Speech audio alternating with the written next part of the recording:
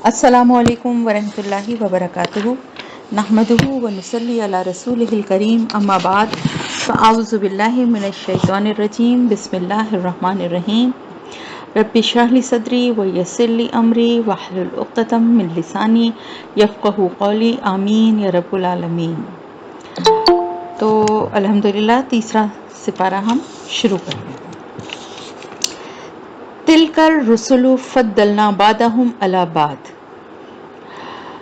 इन रसूलों में से हमने बास को बास पर फजीलत दी। आखिरी आयत जो थी वो क्या थी कि हम किसी रसूल को जो है वो आप सल्लल्लाहु को अल्लाह ने रसूलों में से एक रसूल बना के भेजा है। और अब अल्लाह ताला मज़ीद आगे हमारे लिए क्या बता रहे हैं कि हमें उसमें फ़र्क करना हमारे लिए तो जायज़ नहीं है, हमारे लिए रवा नहीं है, लेकिन अल्लाह ताला ने रसूलों में से बाज़ को बाज़ पर फजीलत दी है। ये अल्लाह ताला ने दी है अपने रसूलों में बाज़ को किसी न किसी बात में दूसरे रसूल से फजीलत, यानी किसी को कोई फजीलत दी है, किसी को कोई फजीलत दी है, तो इस वजह से वो दूसरों पर उसको फजीलत हासिल है। लेकिन हमें तमाम अंबिया की यकसा एहतराम और इज़्ज़त और उनको मानना हमारे लिए यही लाजिम है। तो अब ये अल्लाह ताला फरमा रहे हैं मिनहुम मन कल्लमल्लाहु, उनमें से वो भी हैं जिनसे अल्लाह ने कलाम फरमाया था, यानी हज़रत मूसा अलैहिस्सलाम जो कलीमुल्लाह थे, अल्लाह से जिन्होंने कलाम फरमाया था। वरफ़ा बादहुम दरजात, और बाज़ के दर्जात किसी और एतबार से बढ़ा दिए। व आतीना ईसा इब्न मरियम अल बय्यिनात, और हमने हज़रत ईसा इब्न मरियम को रोशन वाज़े खुले मुझसे दिए। व अय्यदनाहु बिरूहुल कुदूस, और उनकी मदद फरमाई रूहुल कुदस के साथ, उनके ज़रिए से, यानी हज़रत जिब्राइल अलैहिस्सलाम के ज़रिए से। वला शाअल्लाहु मक़्ततल लज़ीना मिन बादिहिम, और अगर अल्लाह चाहता तो उनके बाद में आने वाले आपस में लड़ते झगड़ते नहीं। यानी ये जो आपस के झगड़ों में पड़े हुए हैं ना तो यहूदियों की आपस में जंगें होती, ना यहूदियों और ईसाइयों की जंगें होती, और ना ही ईसाइयों के फ़िरक़े आपस में एक दूसरे से लड़ते। मिन बादि मा जाअतहुमुल बय्यिनात, इसके बाद के उनके पास वाज़े निशानियाँ, वाज़े आयात, वाज़े अहकामात आ गए। वलकिन इख्तलफू, लेकिन उन्होंने इख्तिलाफ किया। फमिनहुम मन आमना व मिनहुम मन कफरा, तो फिर कोई उनमें से ईमान लाया और कोई कुफ्र पर ही अड़ा रहा। वला शाअल्लाहु मक़्ततलू, और अगर अल्लाह चाहता तो वो आपस में ना कत्ल करते एक दूसरे को, ना एक दूसरे से क़िताल करते, जंग करते। वलाकिन्नल्लाह यफ़अलु मा युरीद, लेकिन अल्लाह तो वो करता है जो वो चाहता है। अल्लाह ने दुनिया को इस हिकमत पर बनाया है कि ये आजमाइश की जगह है, तो उस आजमाइश के लिए उसने इंसान को आज़ादी भी दी है। तो जो गलत रास्ते पे जाना चाहता है उसे भी आज़ादी है, और जो सही रास्ते पे आना चाहता है उसे भी आज़ादी है। तो ये अल्लाह ताला जबरन किसी को भी सीधे रास्ते पे या ईमान के रास्ते पे नहीं लाता, दोनों रास्ते दिखा दिए गए हैं इंसानों को। या अय्युहल्लज़ीना आमनू अनफ़िक़ू मिम्मा रज़क़नाकुम मिन क़ब्लि अन यातिया यौमुन ला बैउन फ़ीही वला ख़ुल्लतुन वला शफ़ाअ, ऐ ईमान वालों खर्च करो उसमें से जो कुछ हमने तुम्हें रिज़्क़ में से दिया, यानी तुम्हारा अपना कुछ नहीं है, ज़ाती कुछ भी नहीं है, दिया किसने है? अल्लाह ने है। उसी ने जो माल तुम्हें दिया है, जो रिज़्क़ तुम्हें दिया है, चाहे वो माल की शक्ल में हो, चाहे वो अनाज की शक्ल में हो, चाहे वो औलाद की शक्ल में हो, चाहे वो इल्म की शक्ल में हो, चाहे वो सलाहियतों की शक्ल में हो, जो भी उसने दिया है तुम्हें, उसको उसी में से खर्च करो दूसरों के लिए। जो दूसरों का हिस्सा बनता है ना उन तक पहुंचाओ, माल में से भी पहुंचाओ, इल्म में से भी पहुंचाओ, हर चीज़ में से। और इससे पहले कि वो दिन आ जाए जिसमें कि किसी की कोई तिजारत, कोई लेना देना, कोई दोस्ती, कोई शिफात किसी के काम ना आएगी, कोई काम नहीं आ सकता उस दिन। वल काफिरूना हुमुज़ ज़ालिमून, और जो इनकार करने वाले वही तो जालिम हैं, यानी इसका इनकार जो करते हैं वो जालिम है, और वो जुल्म किस पर है? अपने ही ऊपर है।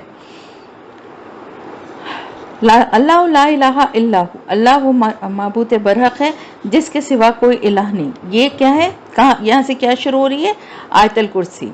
और उसके लिए मैं मुख्तसरन ही आपको बताऊं कि इसकी बड़ी फजीलत है, और आप सल्लल्लाहु अलैहि वसल्लम ने इरशाद फरमाया है, यह हज़रत अबू हुरैरा से रवायत है कि हर शय की एक चोटी होती है, और بلا شبہ قرآن کریم کی چوٹی سورہ بقرہ ہے، اور اس میں ایک آیت ہے جو آیت قرآنی کی سردار ہے، یہ آیت الکرسی ہے، یعنی اس آیت کی اتنی اہمیت ہے۔ تو اللہ تعالیٰ وہ معبود برحق ہے، اللہ لا الہ الا ہوا، وہ اللہ ہی الہ ہے، ایسا اور سوائے اس کے اور کوئی بھی الہ نہیں ہے۔ الحی القیوم، وہ زندہ ہے اور قائم ہے۔ القیوم کے دونوں مطلب ہیں، قائم بھی ہے اور سب کو قائم رکھنے والا بھی ہے، اس کے اذن کے بغیر کوئی شے قائم نہیں ہے۔ لا تاخذہ سنۃ ولا نوم، نہ اس پر اونگ آتی ہے، نہ اسے اونگ آتی ہے اور نہ نیند، اسے کوئی چیز اس پر غالب نہیں آ سکتی۔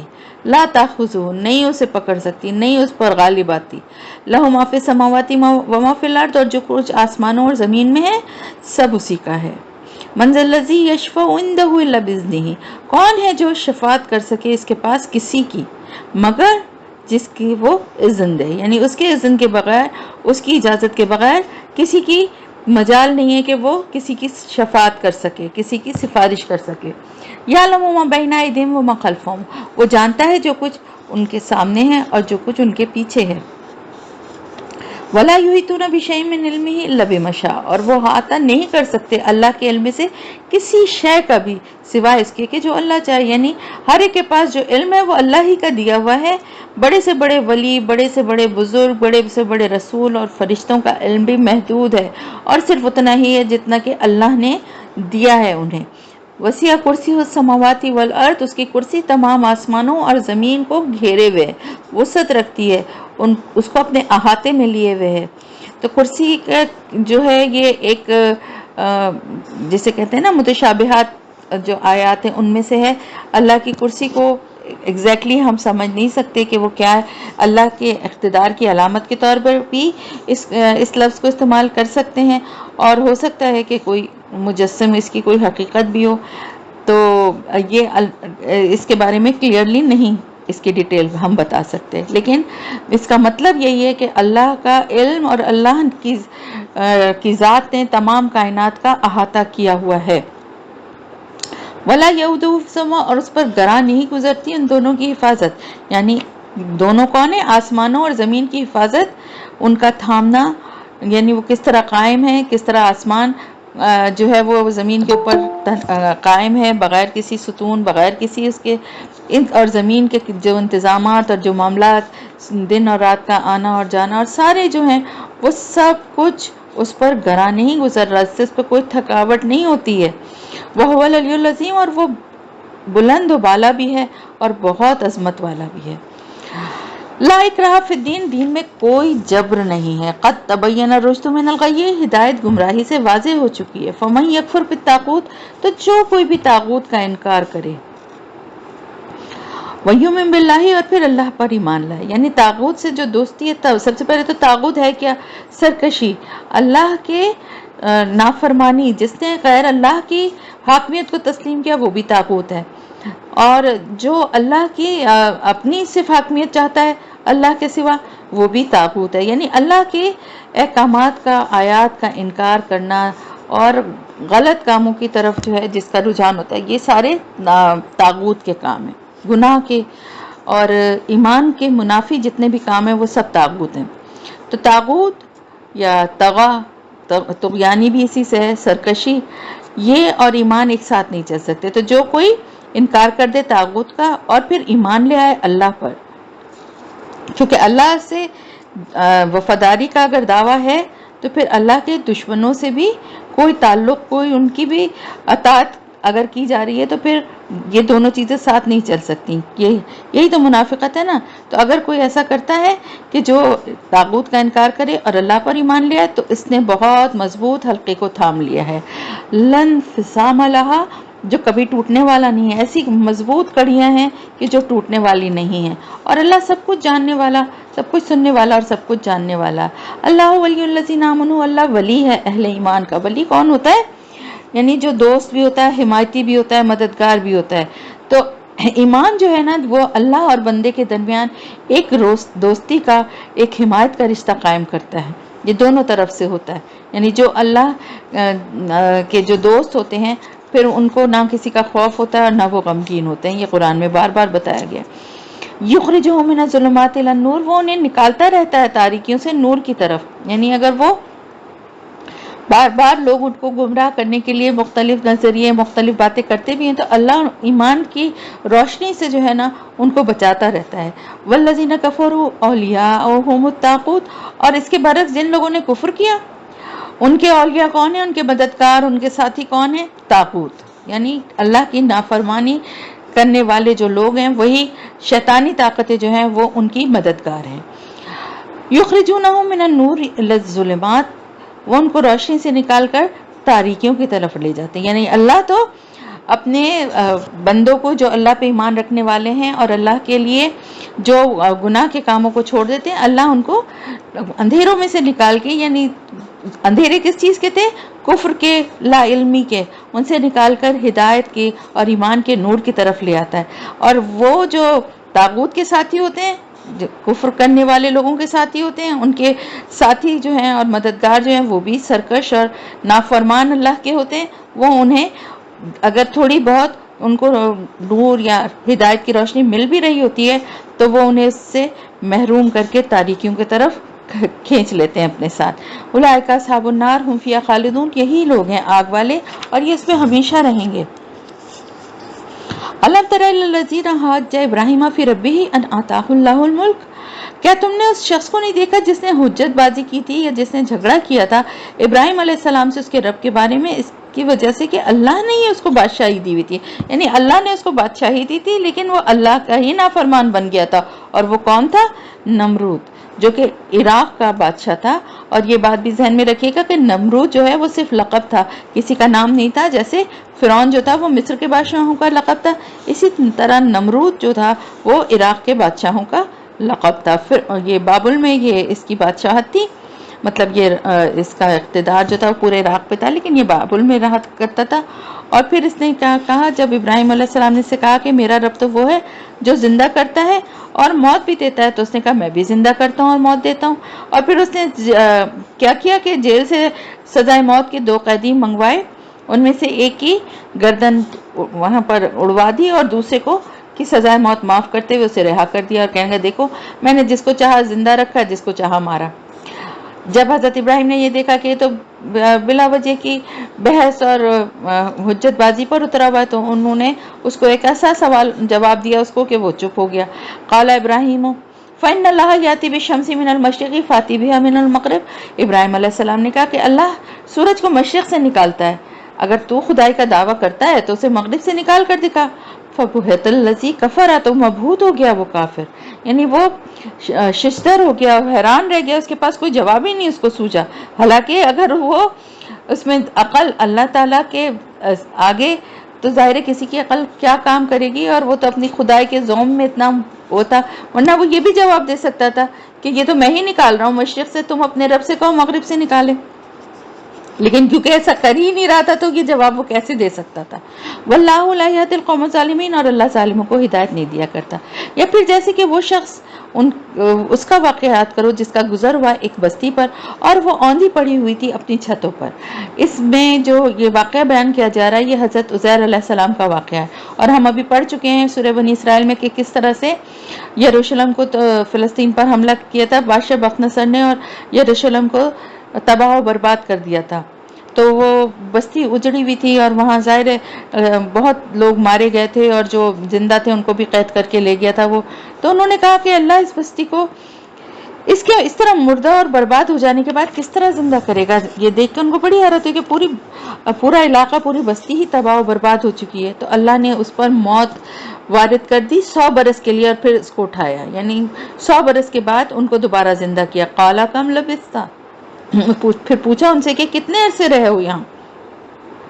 قال لبثت یوما بعد یوم، کہنے لگے ایک دن یا ایک دن کا کچھ حصہ. ان کو تو ایسا لگا جیسے کچھ دیر کے لیے ہی سوئے تھے. قال بل لبثت مئات عام، اللہ تعالیٰ نے فرمایا بلکہ تم پورے 100 سال اس حال میں رہے ہو. تو ذرا تم اپنے کھانے اور اپنے پینے کی جو مشروب تھا اس کو دیکھو کہ ان کے اندر کوئی سڑان، کوئی خرابی پیدا ہوئی ہے؟ نہیں ہوئی. کچھ ایسی خرابی ان کے اندر پیدا نہیں ہوئی ہے. 100 سال کے بعد بھی کھانا بھی ویسے کا ویسا تھا اور پینے کا جو مشروب تھا وہ بھی ویسا ہی تھا. اور اب وانظر الی حمارک، اور اب اپنے گدھے کو دیکھو کہ کس طرح وہ گلا سڑا پڑا ہے، یعنی اس کی بالکل بوسیدہ ہڈیاں ہی باقی رہ گئی تھیں، گوشت تو گل سڑ چکا تھا. 100 سال کے عرصے میں ان کی سواری کا گدھا بالکل ختم ہو چکا تھا. پھر اللہ تعالیٰ نے فرمایا کہ تاکہ ہم تمہیں لوگوں کے لیے ایک نشانی بنائیں. یعنی حضرت عزیر علیہ السلام سے اللہ تعالیٰ نے فرمایا کہ ہم تو تم کو لوگوں کے لیے ایک نشانی بنانا چاہتے ہیں، اس لیے تمہیں یہ نشانی دکھا رہے ہیں. یعنی تمہیں پیغمبر بنایا ہے اور تمہیں آگے اللہ کا پیغام جو ہے لوگوں تک پہنچانا ہے، اس لیے تمہیں اپنی یہ نشانی دکھائی جا رہی ہے اللہ کی طرف سے، تاکہ تمہیں دوبارہ اٹھائے جانے پر یقین کامل حاصل ہو، جبھی تم آگے لوگوں کو بھی اس کا یقین دلاؤ گے. اور اب ان ہڈیوں کو دیکھو کس طرح ہم انہیں اٹھاتے ہیں. ثم نکسوها لحما، پھر ان کی آنکھوں کے سامنے ان ہڈیوں پہ گوشت چڑھا، ان کو گوشت پہنا دیا گیا. اور پھر جب ان کے سامنے یہ بات واضح ہو گئی، یعنی انہوں نے اپنی آنکھوں سے دیکھ لیا کہ کس طرح ایک مرا ہوا جسم جو ہے وہ زندہ ہو گیا، تو انہوں نے کیا کہا، قال اعلم ان اللہ علی کل شیء قدیر، اب میں جان گیا کہ اللہ تعالیٰ جو ہے پوری طرح اچھی طرح میں نے جان لیا کہ اللہ تعالیٰ ہر چیز پر قدرت رکھنے والا ہے. وَإِذْ قَالَ إِبْرَاهِيمُ رَبِّ أَرِنِي كَيْفَ تُحْيِي الْمَوْتَىٰ، اب پھر حضرت ابراہیم علیہ السلام کا واقعہ بتایا جا رہا ہے کہ جب انہوں نے کہا کہ اے میرے رب ذرا مجھے بھی دکھا دے کہ کس طرح سے تم مردوں کو زندہ کرے گا. قَالَ أَوَلَمْ تُؤْمِنْ، اللہ تعالیٰ نے فرمایا کیا تم اس پر ایمان نہیں رکھتے؟ انہوں نے کہا قَالَ بَلَىٰ، کیوں نہیں، ایمان رکھتا ہوں میں، وَلَكِنْ لِيَطْمَئِنَّ قَلْبِي، لیکن میں چاہتا ہوں کہ میرا دل پوری طرح مطمئن ہو جائے. یہ تمام انبیاء اکرام کا معاملہ ہے کہ اللہ تعالیٰ انہیں عین الیقین اور حق الیقین کے درجے کا ایمان عطا فرماتے ہیں، کیونکہ ان کے ایمان اور یقین کہ ایک ایسے درجے پہ ان کو اللہ تعالیٰ پہنچا دیتے ہیں کہ جب دوسروں کو تک وہ بات پہنچائیں تو دیکھیں ایک آنکھ کے دیکھی ہوئی بات کو بیان کرتے ہوئے ایک انسان کی فیلنگز اور اس کی بات میں جو زور اور جو اس کا انداز ہوگا وہ مختلف ہوگا. اسی لیے دیکھیں حضرت محمد صلی اللہ علیہ وسلم کو بھی معراج کا سفر جو کروایا گیا، آسمانوں پہ لے جایا گیا کہ وہ ہر شے کو اپنی آنکھوں سے دیکھ لیں. تو اچھا اللہ تعالیٰ نے فرمایا کہ تم 4 پرندے لے لو اور انہیں اپنے ساتھ مانوس کر لو، یعنی اس طرح کہ وہ تمہاری آواز سن کر تمہارے پاس آ جایا کریں. پھر ان کے ٹکڑے کر کے ہر پہاڑ پر ان کا ایک ایک ٹکڑا رکھ دو، یعنی تمام پرندوں کے 4 ٹکڑے کرو، اور پھر ایک ایک ٹکڑا ہر پرندے کا، یعنی ایک ہی پرندے کے 4 ٹکڑے نہیں بلکہ ہر پرندے کا ایک ایک ٹکڑا لے کے 4 پہاڑوں پہ رکھ دو. پھر انہوں نے جب وہاں سے پہاڑ سے اتر کے رکھنے کے بعد وہ آ کے ان پرندوں کا آواز دی تو وہ 4 پرندے جو ہیں ٹکڑے جو ہیں وہ ایک ساتھ جڑ کے اپنی اپنی جگہ سے اڑ کے وہاں تک پہنچے دوسرے ٹکڑے تک، اور جڑنے کے بعد وہ سب زندہ ہو کر حضرت ابراہیم علیہ السلام کے پاس اڑتے ہوئے آ گئے. اور اس بات کو یقین کے ساتھ جان لو کہ اللہ تعالیٰ زبردست ہے اور بہت زیادہ حکمت والا ہے. پھر اس کے بعد اب جو آ رہی ہے بات وہ آ رہی ہے مال کو خرچ کرنے کی.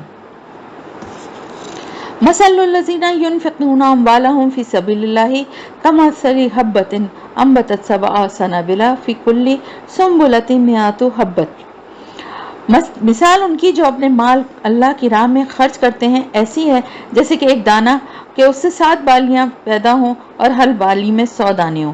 اس طرح ایک دانے سے 700 دانے وجود میں آ گئے. یہ اس اضافے کی مثال ہے جو اللہ کی راہ میں خرچ کیے مال کے بدلے میں ملے گا. اور جو کوئی اللہ کے دین کے لیے اپنا مال خرچ کرے گا اللہ اس کے مال میں اور اضافہ کرے گا اور بڑھاتا جائے گا اس کے اجر و ثواب کو.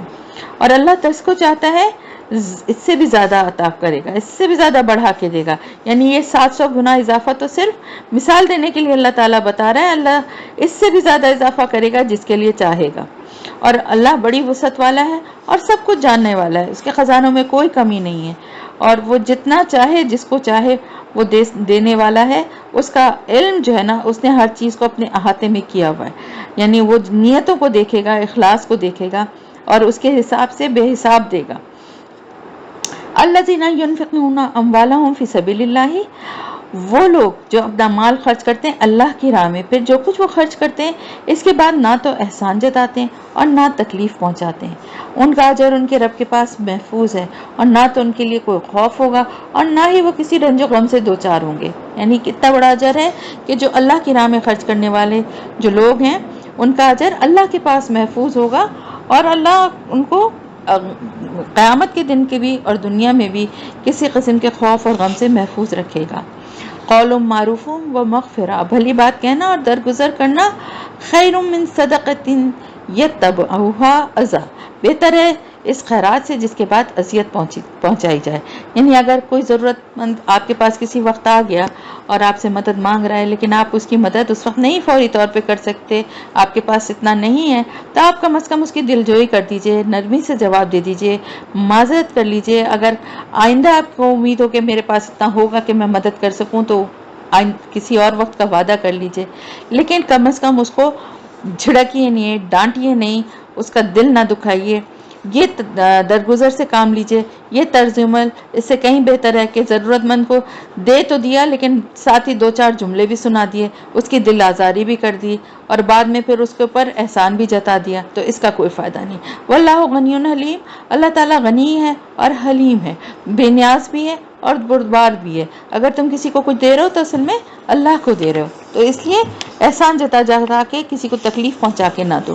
یا ایھا الذین آمنوا لا تبطلوا صدقاتکم بالمن والاذی، اے ایمان والو اپنے صدقات کو باطل نہ کرو احسان جتا کر، کوئی اذیت پہنچا کر، اس شخص کی طرح جو اپنا مال خرچ کرتا ہے لوگوں کو دکھانے کے لیے۔ یعنی ویسے تو مال خرچ کر رہا ہے، صدقات بھی دے رہا ہے، بڑے بڑے خیراتی ادارے بھی بنا رہا ہے، لیکن یہ سب کچھ کیا ہے؟ ریاکاری ہے۔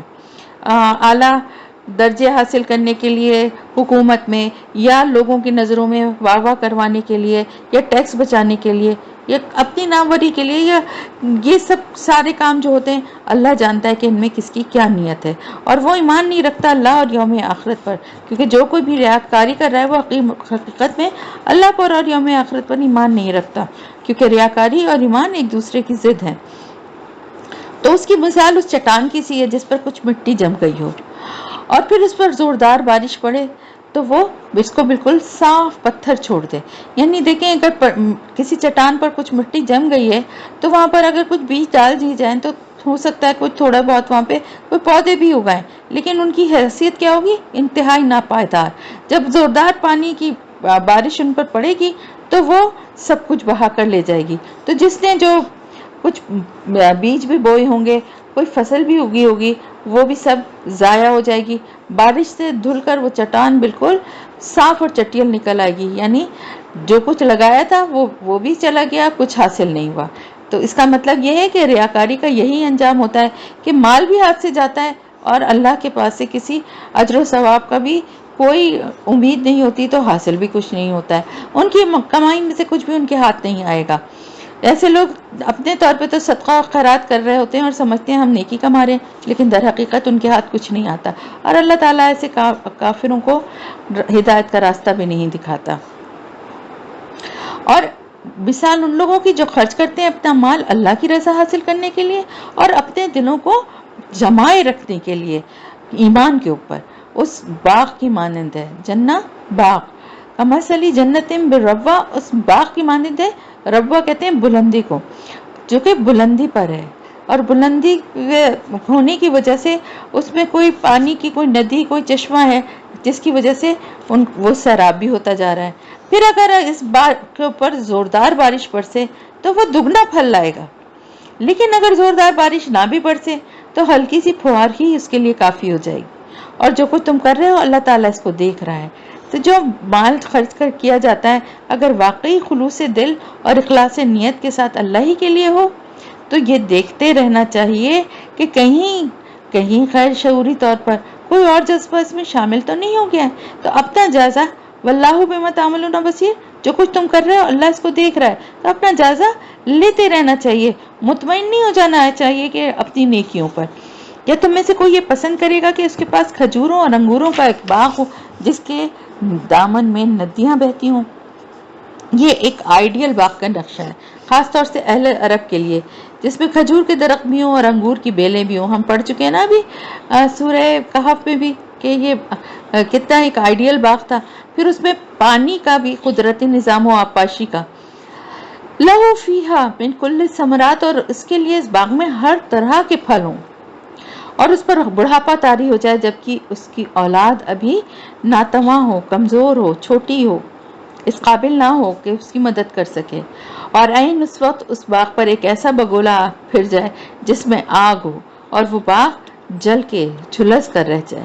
یعنی ایک انسان ساری عمر یہ سمجھتا رہا کہ میں نے تو بڑی نیکیوں کے کام کیے ہیں، انبار لگا دیے نیکیوں کے، خیراتی ادارے قائم کیے ہیں، مدرسے قائم کیے ہیں، یتیم خانے بنائے ہیں. لیکن جب اس کا نامہ اعمال پیش ہو تو اچانک اسے معلوم ہو کہ تو کچھ بھی نہیں ہے، اس لیے کہ اس میں اخلاص تھا ہی نہیں، نیت میں کھوٹ تھا، ریاکاری تھی، لوگوں کو دکھانا مقصد تھا. پھر اس کا حال وہی ہوگا جیسے کہ اس بوڑھے کا جو کہ کفِ افسوس مل رہا ہوگا، اپنے ہاتھ مل رہا ہوگا افسوس میں کہ اس کا باغ بھی جل کر راکھ ہو گیا اور اس کے بچے بھی ابھی اتنے چھوٹے ہیں کہ کسی قابل نہیں ہیں. تو اب وہ شخص جو بوڑھا ہو چکا ہے اور دوبارہ باغ بھی نہیں لگا سکتا، اسی کی مثال ہے. کیونکہ اب اس شخص کی بھی اب مہلت عمر ختم ہو چکی ہوگی اور اب افسوس سے ہاتھ ملنے کے علاوہ اس کے پاس بھی کوئی چارہ نہ ہوگا. یعنی مرنے کے بعد جب اس کو یہ پتہ چلے گا کہ سب کچھ ریاکاری کی نظر ہو گیا، تو اب کیا اس کے پاس کوئی نہ، اس کی عمر ختم ہو چکی ہے، دنیا میں رہتے ہوئے ہی وہ اپنی اصلاح کر سکتا تھا نا. کذالک یبین اللہ لکم الآیات لعلکم تتفکرون. اسی طرح اللہ تعالیٰ اپنی آیات تمہارے لیے واضح کرتا ہے تاکہ تم غور و فکر کرو. یا ایھا الذین آمنوا انفقوا من طیبات ما کسبتم. اے ایمان والو، اپنے کمائے ہوئے پاکیزہ مال میں سے خرچ کرو. یعنی اللہ کے لیے اگر دینا ہے نا تو جو کچھ تم نے کمایا اس میں سے اچھی اور پاکیزہ چیزیں نکالو اور اس میں سے خرچ کرو جو کچھ ہم نے نکالا ہے تمہارے لیے زمین میں سے. فَلَا تَيَمَّمُوا الْخَبِيثَ مِنْهُ تُنْفِقُونَ. اور ایسا ارادہ نہ کرو کہ تم ناکارہ مال جو ہے اس میں سے اس کو خرچ کر دو. ایسا نہ ہو کہ اللہ کی راہ میں خرچ کرنے کے لیے ردی اور ناکارہ بیکار مال کو چھانٹنے کی کوشش کرو. اور تم ہرگز نہیں ہوگے اس کو لینے والے اگر وہ تم کو دی جائے، اللہ یہ کہ چشم پوشی کر جاؤ. یعنی ایسا بھی تو ہو سکتا ہے نا کبھی کہ تم محتاج ہو جاؤ، ایسا سوچنا چاہیے اپنے اوپر رکھ کے، اور ضرورت تمہیں پڑ جائے پھر اگر تمہیں کوئی ایسی چیز دے تو تم خود بھی اس کو قبول نہیں کرو گے، اللہ یہ کہ تمہاری اتنی شدید کوئی ضرورت ہو یا اتنی زیادہ تم مشکل میں ہو کہ چشم پوشی کرتے ہوئے اسے قبول کر لو، ورنہ کوئی بھی آدمی اس چیز کو قبول نہیں کرے گا. تو ایسی چیز دوسرے کو بھی نہ دو. اور اچھی طرح جان لو کہ اللہ تعالیٰ غنی اور حمید ہے. یہ نہیں سمجھو کہ تم کسی محتاج اور ضرورت مند کو دے رہے ہو، بلکہ یہ سمجھو کہ اللہ کو دے رہے ہو جسے کسی چیز کی ضرورت ہی نہیں ہے، جو سب کی ضرورتیں پوری کرنے والا ہے اور اپنی ذات میں خود ہی محمود ہے. تو اس کو دینے کے لیے کتنی اچھی چیز ہونی چاہیے، اس بات کو اچھی طرح سے اپنے ذہن میں رکھو. الشیطان یعدکم الفقر ویامرکم بالفحشاء. شیطان تمہیں فخر کا اندیشہ دلاتا ہے اور بے حیائی کی کاموں کی ترغیب دیتا ہے، اور اللہ وعدہ کرتا ہے تم سے اپنی طرف سے مغفرت کا اور فضل کا. اب تمہیں دیکھو، تم خود سے فیصلہ کرو کہ تمہیں کس راستے کی طرف جانا ہے، اللہ کے راستے میں اپنا مال کو خرچ کرنا ہے یا شیطان کے بتائے ہوئے راستے پہ چلنا ہے اور اپنے مال کو شیطان کے بنائے ہوئے جو دنیا کی جو پھندے ہیں ان میں لگ کے اس مال کو خرچ کرنا ہے. تو دنیا میں لگ کے ہو سکتا ہے دنیا کے بہت سے فائدے تم حاصل کر لو، لیکن اللہ کے راہ میں خرچ کرنے کے بعد دنیا کا بھی سکون اور آخرت کے فائدے بھی تمہیں حاصل ہوں گے. اللہ بہت وسعت والا ہے اور سب کچھ جاننے والا ہے. یؤتی الحکمت من یشاء. وہ جس کو چاہتا ہے حکمت عطا کرتا ہے. ومن یؤت الحکمت فقد اوتی خیرا کثیرا. اور جسے حکمت دے دی گئی اسے تو خیر کثیر حاصل ہوگی. اس سے بڑا خزانہ خیر کا اور کوئی ہے ہی نہیں، اور نہیں نصیحت حاصل کر سکتے مگر وہی لوگ جو کہ عقل والے ہیں.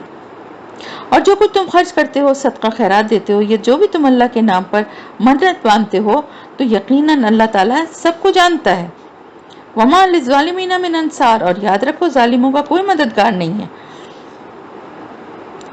ان تبدوا الصدقات فنعما ہی. اگر تم صدقات کو اعلانیہ دو تو یہ بھی اچھا ہے. یہ عام اسپیشلی جو ہے نا، یعنی خاص طور پر زکوٰۃ کے معاملے میں کہا گیا ہے کہ یہ زکوٰۃ بے شک کہ وہ بھی ایک طرح کا صدقہ ہی ہے مال کا، لیکن اس کو اعلانیہ دو جس سے فقراء کا حق بھی ادا ہوگا، کسی کی ضرورت بھی پوری ہوگی اور دوسرے لوگوں کو بھی ترغیب ہوگی۔ اور اگر تم انہیں چھپاؤ اور چپکے سے ضرورت مندوں کو دے دو تو یہ تمہارے لیے بہتر ہے، یہ بھی بہتر ہے تمہارے لیے۔ اب یہ بات ہو رہی ہے وہ جو نفلی صدقات ہیں، جو یعنی جو کہ آپ ویسے ہی صدقہ خیرات کرتے ہیں، جو نفلی صدقات ہیں، نفلی نماز ہیں، تو ان کا زیادہ تر ان کو چھپ کے ایسے، کیونکہ اللہ اور بندے کا معاملہ ہے تو اس کو لوگوں کے سامنے کرنا یا لوگوں سے اس کا ذکر کرنے کی ضرورت نہیں ہے۔ وَيُكَفِّرُ عَنْكُم مِّن سَيِّئَاتِكُمْ، اور اللہ تعالیٰ تم سے تمہاری برائیوں کو دور کر دے گا، اور جو کچھ تم کر رہے ہو اللہ تعالیٰ سے باخبر ہے۔ اے نبی صلی اللہ علیہ وسلم، لَيْسَ عَلَيْكَ هُدَاهُمْ، آپ کی ذمہ نہیں ہے کہ ان کو ہدایت دیں، یعنی ان کی ہدایت دینے کی ذمہ داری آپ کی نہیں ہے، آپ پر ذمہ داری صرف تبلیغ کی ہے، بلکہ اللہ تعالیٰ ہی ہدایت دیتا ہے جس کو چاہتا ہے، اور جو بھی مال تم خرچ کرو گے وہ تمہارے اپنے لیے بہتر ہے، اس لیے کہ اس کا اجر و ثواب بڑھا چڑھا کے تم کو ہی دیا جائے گا، 700 گنا، 1400 گنا، یا اس سے بھی زیادہ، جتنا اللہ چاہے گا۔ وَمَا تُنْفِقُونَ إِلَّا ابْتِغَاءَ وَجْهِ اللَّهِ، اور اگر تم انہیں خرچ کرو گے مگر اللہ کی رضا جوئی کے لیے تبھی تمہیں اس قدر اجر ملے گا۔ اگر ریاکاری کے لیے خرچ کیا تو پھر اجر کا کوئی سوال نہیں ہے، وہ تو شرک بن جائے گا، اور جو بھی مال تم خرچ کرو گے وہ تمہیں پورا پورا لوٹا دیا جائے گا، تم پر کوئی ظلم نہیں ہوگا۔ لِلْفُقَرَاءِ الَّذِينَ أُحْصِرُوا فِي سَبِيلِ اللَّهِ، اب انفاق فی سبیل اللہ کا سب سے بڑا حقدار کون ہے؟ یہ ان ضرورت مندوں کے لیے ہے جو گھر کر رہ گئے ہیں اللہ کی راہ میں، یعنی وہ جو اللہ کی راہ میں، یہ خاص طور سے اس دور میں تو اصحاب صفا کے لیے تھا جو کہ مسجد نبوی میں آ کر بیٹھے ہوئے تھے، اپنا پورا وقت وہاں پر صرف کرتے تھے کہ آپ صلی اللہ علیہ وسلم سے علم سیکھتے تھے، اور جہاں جہاں ضرورت ہوتی تھی اور مطالبہ آتا تھا کہ معلمین کی، مبلغین کی ضرورت ہے، وہاں ان کو بھیجا جاتا تھا، ان کی ٹریننگ ہو رہی تھی۔ اب اگر وہ اپنے معاش کی جدوجہد میں لگ جاتے تو پھر دین کا یہ کام کس طرح سے ہو سکتا تھا؟ تو دین کی خدمت کے لیے بھی کچھ لوگ اپنے کو وقف کرتے ہیں، اور کرنا چاہیے، یہ بہت ضروری ہے۔ تو پھر باقی لوگوں کو جو ہے وہ ان کے لیے ان کی ذمہ داری اٹھانا چاہیے اور ان کے اوپر خرچ کرنا چاہیے، تاکہ وہ اس طرف سے بے فکر ہو کے اللہ کے کام کے لیے زیادہ سے زیادہ وقت دے سکیں۔ لا یستطیعون ضربا فی الارض، وہ زمین میں وہ یہ نہیں کر سکتے تھے نا کہ وہ زمین میں نکلیں، بھاگ دوڑ کریں اپنے روزگار کے لیے۔ ناواقف آدمی ان کو خوشحال خیال کرتا ہے ان کی خودداری کے سبب۔ اب یہ ان کا ذکر ہو رہا ہے جو آج کل کے دور میں بھی آپ دیکھیں کہ بہت سارے ایسے ہوتے ہیں قرآن پڑھانے والے، مسجد کے امام یا مدرسوں میں جو استاد ہوتے ہیں، عام طور سے ایسا نہیں ہوتا کہ ان کو بہت زیادہ تنخواہ یا بہت زیادہ ان کو پیسے ملتے ہوں اور وہ بہت تنگ دستی میں مشکل زندگی گزارتے ہیں، لیکن بظاہر دیکھنے والا ان کو کیا سمجھتا ہے کہ یہ بڑے خوشحال ہیں ان کی خودداری کے سبب، کیونکہ وہ کسی سے لپٹ کے، کسی سے پیچھے پڑ کے ان سے کچھ مانگتے نہیں ہیں کہ ہم یہ اللہ کا کام کر رہے ہیں تو آپ ہماری کچھ مدد کر دیجئے۔ تو پھر اللہ تعالیٰ نے فرمایا کہ وہ فقیر نہیں ہیں، سوالی نہیں ہیں، اللہ کے دین کے لیے انہوں نے اپنے کو لگایا، تو اب یہ تمہارا کام ہے کہ انہیں تلاش کرو اور ان کی ضروریات پورا کرو۔ تم پہچان لو گے انہیں ان کے چہروں سے، کیونکہ ان کے جو وہ جس طرح کی زندگی گزار رہے ہوں گے، یعنی تنگ دستی کی اور مشکلات کی، تو اس کے اثرات ان کے لباس اور ان کے چہرے سے بھی آیا ہوگا۔ لا یسلون الناس الحافا، وہ لوگوں سے لپٹ کر سوال نہیں کرتے۔ وما تنفقوا من خیر فإن اللہ بہ علیم، اور جو مال بھی تم خرچ کرو گے تو اللہ تعالیٰ اس کو خوب جانتا ہے۔ یہ نہ سمجھنا کہ تم جو کچھ بھی خرچ کر رہے ہو وہ اللہ کے علم میں نہیں ہے۔ اگر تم خاموشی سے کر رہے ہو اور لوگوں کے ساتھ تعاون کر رہے ہو اور تم یہ سوچو کہ کسی کو تو پتہ ہی نہیں ہے میرے اس کام کا، تو بے فکر ہو جاؤ، کیونکہ یہ اللہ کے لیے تم کام کر رہے ہو تو اللہ کے سب علم ہے، اور اللہ اس کا بھرپور بدلہ تمہیں دے گا انشاءاللہ تعالیٰ۔ جو لوگ اپنا مال خرچ کرتے رہتے ہیں رات کو بھی اور دن میں بھی، خفیہ طور پر بھی اعلانیہ بھی، یعنی صدقات جو واجب ہیں ان کو اعلانیہ اور جو نفل ہیں ان کو خفیہ طور پر بھی دیتے ہیں، فلاحم اجرہم، عند ربہم ولا خوف علیہم ولا ہم یحزنون. کتنی پیاری بات ہے.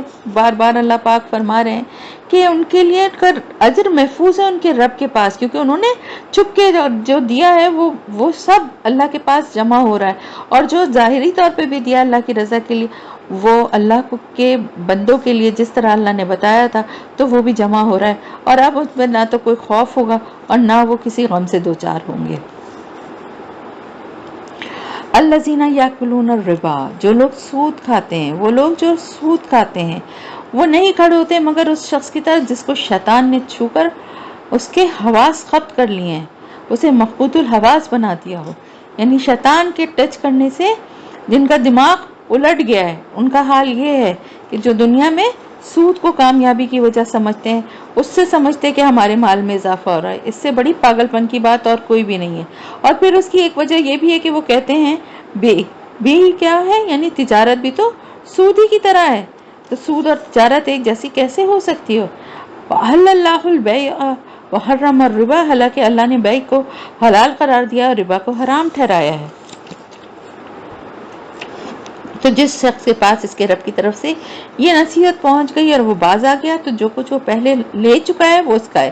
یعنی اگر کسی نے پہلے سود کا کام کر رہا تھا اور سود لے لیا تھا تو وہ اس سے واپس نہیں لیا جائے گا اور حساب کتاب نہیں کیا جائے گا کہ تم اتنا سود کھا چکے ہو واپس کرو. لیکن اس کا یہ مطلب بھی نہیں کہ اس پر اس کا کوئی گناہ نہیں ہوگا، کیونکہ اس کا معاملہ امرہ اللہ، اس کا معاملہ اللہ کے حوالے ہے.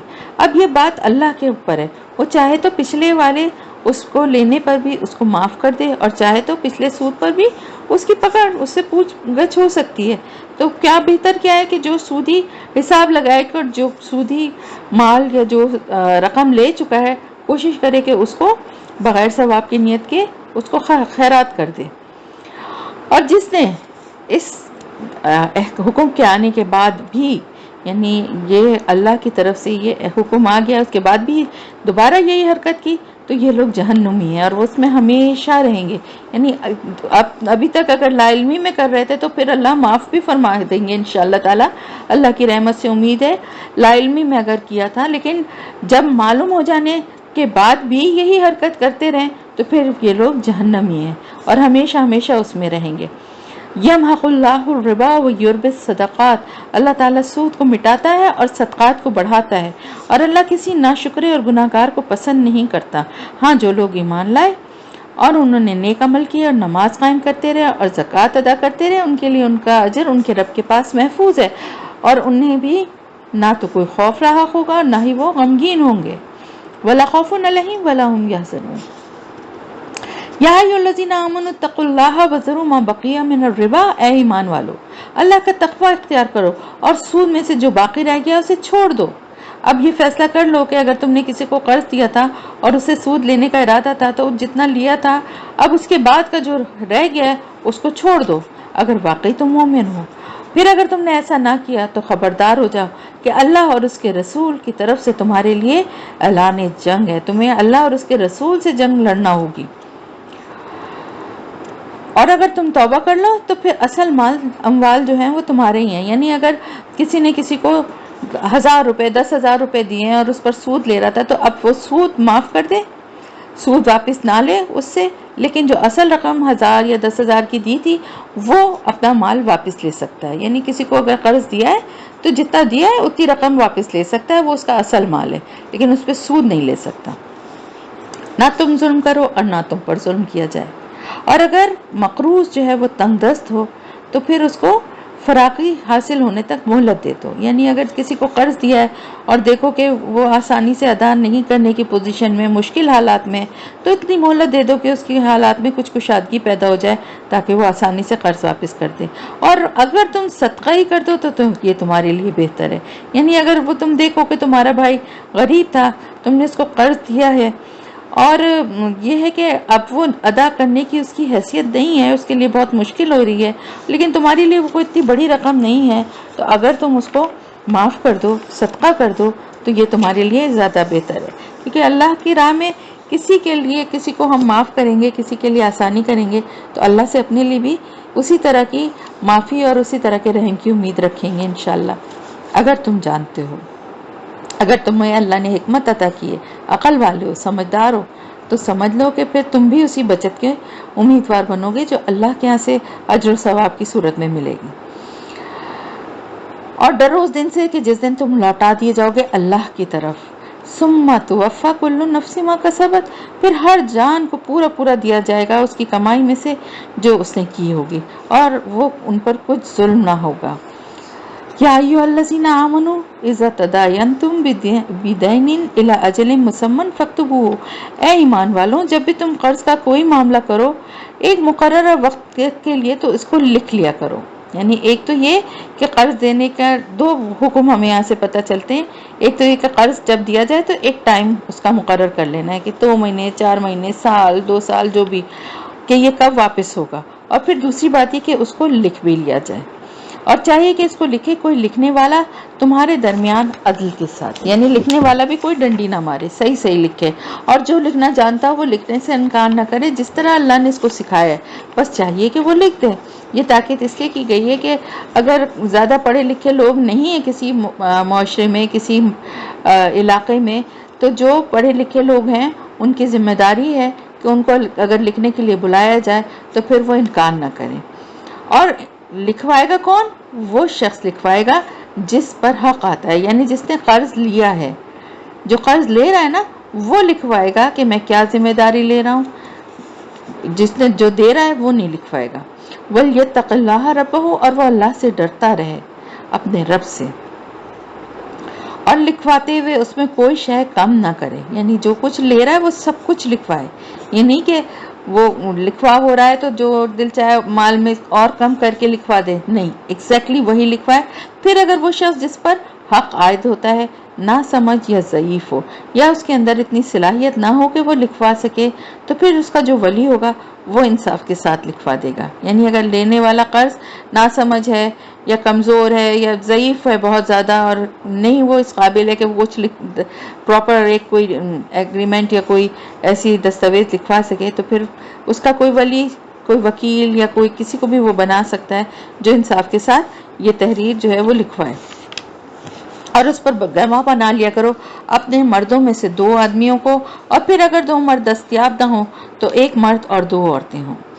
یہ گواہ تمہارے اعتماد والے لوگوں میں سے ہوں جنہیں تم پسند کرتے ہو، یعنی جن کو گواہ بنایا جا رہا ہے دونوں فریق، قرض دینے والے اور لینے والے، دونوں کے نزدیک وہ پسندیدہ ہو، دونوں کو اس پر اعتماد ہو، تاکہ ان میں سے کوئی ایک بھول جائے تو دوسری یاد کرا دے۔ یعنی 2 عورتیں کیوں؟ کہ ایک عورت اگر بھول جائے تو دوسری یاد کرا دے۔ اب یہ بات بھی کہی جا سکتی ہے کہ کیا مرد نہیں بھول سکتے؟ بالکل بھول سکتے ہیں، لیکن عورتوں کے اوپر مردوں کی نسبت زیادہ پریشر ہوتا ہے۔ پھر عورتوں کے اوپر پیریڈز کی وجہ سے، بچوں کی پیدائش کی وجہ سے، یا سسرالی معاملات کی وجہ سے بعض دفعہ اتنے جذباتی اور اتنے ایسے اس سے وہ گزرتی ہیں کہ بہت ساری باتیں ان کے دماغ سے نکل جاتی ہیں، اس لیے دوسری اس کی مدد کرے اور اس کو یاد دلا دے۔ اور نہ انکار کریں گواہ جبکہ ان کو بلایا جائے، یعنی گواہوں کو جب گواہی کے لیے بلایا جائے تو وہ اس سے انکار نہ کریں۔ اور کاہلی مت کرو، وَلَا تَسْأَمُوا أَن تَكْتُبُوهُ صَغِيرًا أَوْ كَبِيرًا إِلَىٰ أَجَلِهِ، اور کاہلی مت کرو اس کے لکھنے میں کہ یہ تو چھوٹا سا معاملہ ہے، اس میں ایسی کیا بڑی بات ہے۔ معاملہ خواہ چھوٹا ہو یا بڑا ہو، اس کی معین مدت کے لیے بھی کہ میں اتنی رقم لے رہا ہوں اور اتنے وقت کے بعد اسے لوٹا دوں گا، قرض چاہے چھوٹا ہو یا بڑا، اس کو لکھنا بہت ضروری ہے۔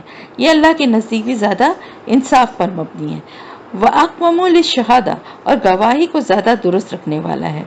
وَأَدْنَىٰ أَلَّا تَرْتَابُوا، اور یہ اس کے زیادہ قریب ہے کہ تم شک میں نہیں پڑو گے، یعنی لکھا ہوا ہوگا نا تو شک و شبہ بھی نہیں ہوگا، الا یہ کہ کوئی تجارتی لین دین ہو جو تم دست بدست کرتے ہو، یعنی صبح سے شام تک کی، جیسے بہت ایسا ہوتا ہے نا کہ کسی سے کچھ دکاندار سے کچھ جا کے خریدا اور نقد پیسے ادا کیے، تو ضروری نہیں کہ وہ بھی ریٹن میں لکھوائیں کہ بھائی میں نے یہ خریدا ہے، آپ کو اتنے پیسے دے رہا ہوں، یا صبح کوئی سامان دیا اور شام کو اس کے پیسے لے رہے ہیں، تو اگر اس کو نہ بھی لکھوایا جائے تو اس پر کوئی گناہ نہیں، لیکن اگر کوئی بڑا لین دین ہو رہا ہے یعنی ایسے کسی سامان تجارت کا، تو پھر اس کو لکھوانا ضروری ہے۔ اور گواہ بنا لیا کرو جب کوئی مستقبل کا سودا کرو۔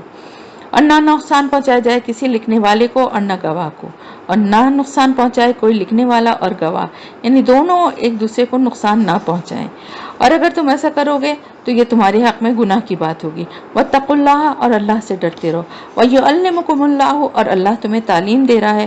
واللہ بکل شیء علیم، اور اللہ ہر چیز کا علم رکھنے والا ہے۔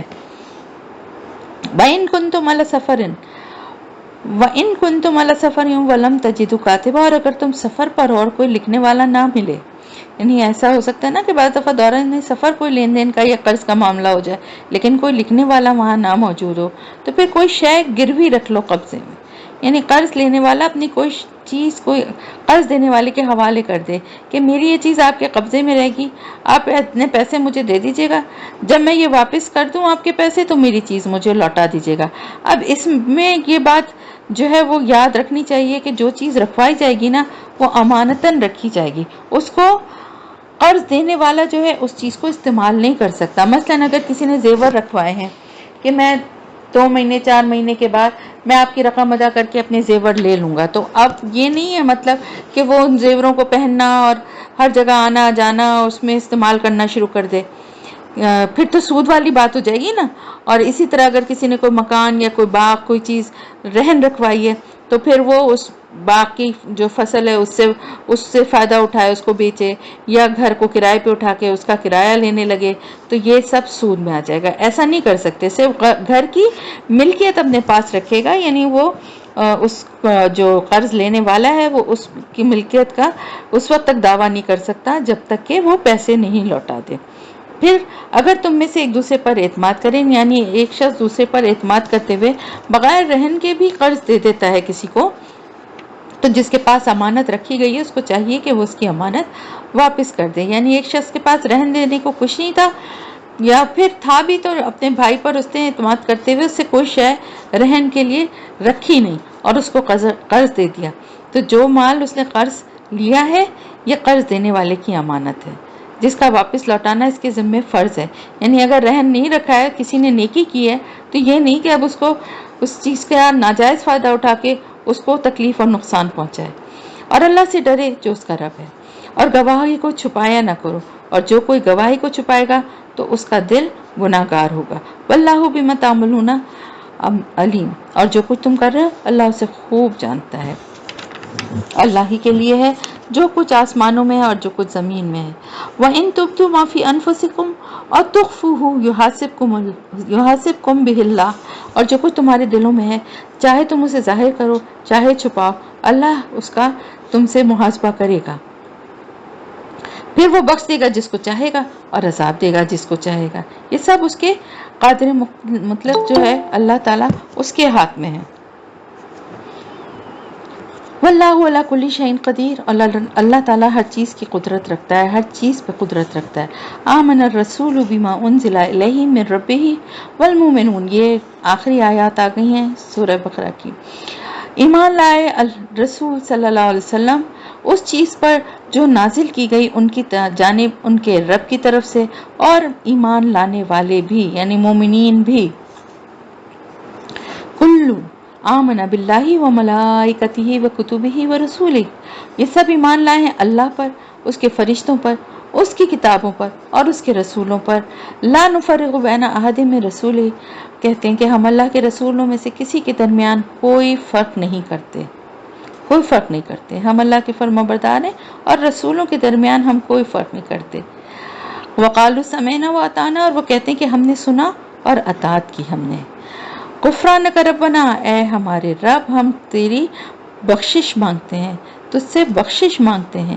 وَإِلَيْكَ الْمَصِيرُ، اور تیری ہی جانب لوٹ کر جانا ہے، یعنی تو تیرے ہی پاس لوٹ کر آنا ہے، اس لیے تیری ہی بخشش مانگتے ہیں کہ تو ہمیں معاف کر دے۔ لا یکلف اللہ نفسا الا وسعها، اللہ تعالیٰ کسی کو مکلف نہیں کرے گا، کسی کے اوپر نہیں ڈالتا، کسی جان کے اوپر ایسا بوجھ نہیں ڈالتا جو اس کی وسعت کے مطابق نہ ہو۔ تو اللہ تعالیٰ کسی پہ ایسے مکلف کسی کو نہیں کرے گا، کسی پہ ایسا بوجھ نہیں ڈالے گا کسی جان پر، نفساً کسی جان پر، لیکن اس کی استطاعت اس کی وسعت کے مطابق۔ لہا ما کسبت ولہا ما اکتسبت، اسی نفس کے لیے اسی جان کے لیے ہے جو اس نے کمایا اور اسی کے اوپر اس کا وبال ہے جو اس نے برائی کمائی. جو کچھ بھی نیک عمل کرے یا برے عمل کرے اسی کے اوپر اس کا جو ہے وہ وبال ہوگا یا اس کا ثواب ہوگا. اجر و ثواب بھی اسی کو ملے گا, گناہ کا جو ہے وبال بھی اسی کو ملے گا. ربنا لا تؤاخذنا ان نسینا واخطانا, اے ہمارے رب ہم سے مؤاخذہ نہ فرمانا اگر ہم بھول جائیں یا ہم سے کوئی خطا ہو جائے. اور اے ہمارے رب ہم پر ویسا بوجھ نہ ڈالنا جیسے تو نے ان لوگوں پر ڈالا تھا جو ہم سے پہلے تھے. کیا بوجھ تھے؟ جیسے اس سے پہلے شریعت کون سی تھی؟ حضرت موسیٰ علیہ السلام کی جو شریعت تھی اس میں بہت ساری سختیاں تھیں. ان کے یہاں روزہ رات سے ہی شروع ہو جاتا تھا, لیکن اللہ نے ہمارے لیے آسانی فرما دی اور ہمارے سحری کی تاکید بھی فرمائی, اور رات کو ہمارے لیے جو ہے روزے کی پابندیوں سے ہمیں آزادی دے دی. شوہر اور بیوی کا تعلق بھی قائم ہو سکتا تھا اور رات بھر کھایا پیا بھی جا سکتا تھا. تو یہ سب آسانی ہو گئی نا. پھر ان کے یہاں سبت کا یوم سبت جو تھا اس کا حکم بڑا سخت تھا, وہ پورا دن کچھ بھی نہیں کر سکتے تھے سوائے عبادت کے. لیکن ہمارے یہاں کہ جمعے کی اذان سے لے کر نماز تک صرف دنیا کے کاروبار جو ہیں وہ کرنا حرام ہے, لیکن اس کے بعد اور اس سے پہلے سارے کام کیے جا سکتے ہیں. اس طرح اور بہت ساری چیزیں ہیں. ربنا ولا تحملنا ما لا طاقت لنا به, اور اے ہمارے رب ہم پر وہ بوجھ نہ ڈالنا جس کی ہم میں طاقت نہ ہو. واعف عنا, اور ہم سے درگزر فرمانا, اور واغفر لنا, اور ہمیں بخشتا رہ. ورحمنا, اور ہم پر رحم فرما. انت مولانا, تو ہمارا مولا ہے, ہمارا حامی و مددگار ہے. فانصرنا علی القوم الکافرین, اور ہماری مدد فرما کافروں کے مقابلے میں. آمین یا رب العالمین. سورہ بقرہ الحمدللہ یہاں پر ہماری ختم ہو رہی ہے اور سورہ آل عمران ہماری شروع ہو رہی. اعوذ باللہ من الشیطان الرجیم, بسم اللہ الرحمن الرحیم. الف لام میم, یہ بھی الف لام میم سے ہی شروع ہو رہی ہے جو کہ حروف مقطعات ہیں, میں بتا چکی ہوں آپ کو. اللہ لا الہ الا هو الحی القیوم, آیت الکرسی کی ہی آیت ہے کہ اللہ ہی وہ الہ ہے جو کہ برحق ہے, جس کے سوا کوئی الہ نہیں ہے. وہ زندہ ہے اور سب کا قائم رکھنے والا ہے. نزل علیک الکتاب بالحق, اس نے نازل فرمائی آپ پر, کس پر؟ یعنی ہم حضرت محمد مصطفیٰ صلی اللہ علیہ وسلم پر, ہمارے نبی پر, یہ کتاب حق کے ساتھ. مصدقا لما بین یدیہ, تصدیق کرتی ہوئی آئی ہے یہ اس کی جو اس کے سامنے موجود ہے, یعنی تورات اور انجیل جو اس سے پہلے نازل ہو چکی ہیں. وَأَنزَلَ التَّوْرَاةَ وَالْإِنجِيلَ, اور اس نے تورات اور انجیل نازل فرمائی تھی, یعنی اللہ ہی نے تورات اور انجیل بھی نازل فرمائی تھی. من قبل هُدًى للناس, اس سے پہلے لوگوں کی ہدایت کے لیے. وَأَنزَلَ الْفُرْقَانَ, اور اللہ نے فرقان اتارا. فرقان جو ہے قرآن کے لیے بھی کہا جاتا ہے, تورات کے لیے بھی کہا جاتا ہے, اور معجزات کے لیے بھی کہا جاتا ہے. ہر وہ چیز جو حق کو بالکل ظاہر کر دے اور حق اور باطل کے درمیان امتیاز پیدا کر دے, وہ فرقان ہے. ان الذین کفروا بآیات اللہ لہم عذاب شدید, بے شک وہ لوگ جنہوں نے اللہ کی آیات کا انکار کیا ان کے لیے سخت عذاب ہے. واللہ عزیز ذو انتقام, اور اللہ تعالیٰ زبردست ہے, انتقام لینے والا ہے. ان اللہ لا یخفی علیہ شیء فی الارض ولا فی السماء, یقیناً اللہ پر کوئی شے بھی مخفی نہیں ہے, چھپی بھی نہیں ہے. آسمانوں اور زمین میں, نہ آسمانوں میں اور نہ زمین میں کوئی بھی چیز ایسی نہیں ہے جو اللہ سے چھپی ہوئی ہو. هو الذی یصورکم فی الارحام کیف یشاء, اور وہی ہے جو تمہیں تمہاری صورتیں بناتا ہے تمہاری ماؤں کے رحموں میں جس طرح چاہتا ہے. یہ چیز اللہ کے علم سے متعلق ہے, اللہ کی قدرت سے متعلق ہے. لا الہ الا هو العزیز الحکیم, اس کے سوا کوئی الہ نہیں ہے اور وہی زبردست حکمت والا ہے. وہی ہے جس نے آپ پر یہ کتاب نازل فرمائی, اس میں محکم آیات بھی ہیں اور وہی اصل کتاب ہے. یعنی محکم اور آیات وہ ہیں جن میں مفہوم بالکل واضح ہے اور جن میں ادھر سے ادھر کرنے کی کوئی گنجائش نہیں ہے. اس کتاب کی بنیاد اور اساس وہی ہیں. وَأُخَرُ متشابہات, اور کچھ دوسری آیات بھی ہیں جو کہ متشابہ ہیں, جن میں ایسی باتیں یا ایسے احکامات ہیں جو کہ احکامات تو نہیں ہیں, احکامات تو سارے جو ہیں وہ محکم آیات میں ہی ہیں, لیکن کچھ چیزیں, کچھ معاملات ایسی ہیں, کچھ باتیں ایسی ہیں جو ان متشابہات میں آتی ہیں. مثلا یہ کہ اللہ تعالیٰ کی ذات تو صفات کے بارے میں کچھ باتیں آتی ہیں کہ اللہ کا ہاتھ یا اللہ کا چہرہ، اللہ کی کرسی، اللہ کا عرش، اس کے بارے میں ہمارے ذہن میں کوئی امیج، کوئی تصویر، کوئی تصور نہیں ہے اور ہم اس کی حقیقت کو نہیں جانتے۔ اسی طرح فرشتے عالم غیب کی شے ہیں، عالم برزخ، قبر میں کیا معاملہ ہے، یا آخرت میں جنت اور دوزخ کی اصل حقیقت کیا ہے، یہ سب باتیں ہم پوری طرح سے نہیں سمجھ سکتے۔ اسی طرح اور بھی بہت کچھ چیزیں ہیں، جیسے 7 آسمان ہیں، تو یہ سب باتیں جو ہے نا، یہ آیات متشابہات ہیں۔ تو کچھ چیزیں جو ہے وقت کے ساتھ ساتھ جیسے جیسے سائنس کی ترقی اور علم کا لیول اسٹینڈرڈ بڑھتا جا رہا ہے، تو کچھ چیزوں سے پردہ اٹھ رہا ہے، لیکن بہت سے معاملات ابھی بھی متشابہات میں ہی ہیں۔ تو پھر وہ لوگ جن کے دلوں میں کجی ہوتی ہے، وہ پیچھے لگے رہتے ہیں، پیروی کرتے ہیں ان ہی آیات کی جو ان میں سے متشابہ ہیں، یعنی وہ جو مشکوک باتیں یا جو کچھ ایسی باتیں ہیں نا جن میں کلیئر ہمارے پاس کچھ ایسے ہمارے پاس کوئی مثال موجود نہیں ہے، ہم اس کو نہیں پوری طرح سمجھ سکتے، وہ ان کو ہی پکڑتے ہیں۔ کیوں؟ کس لیے کرتے ہیں؟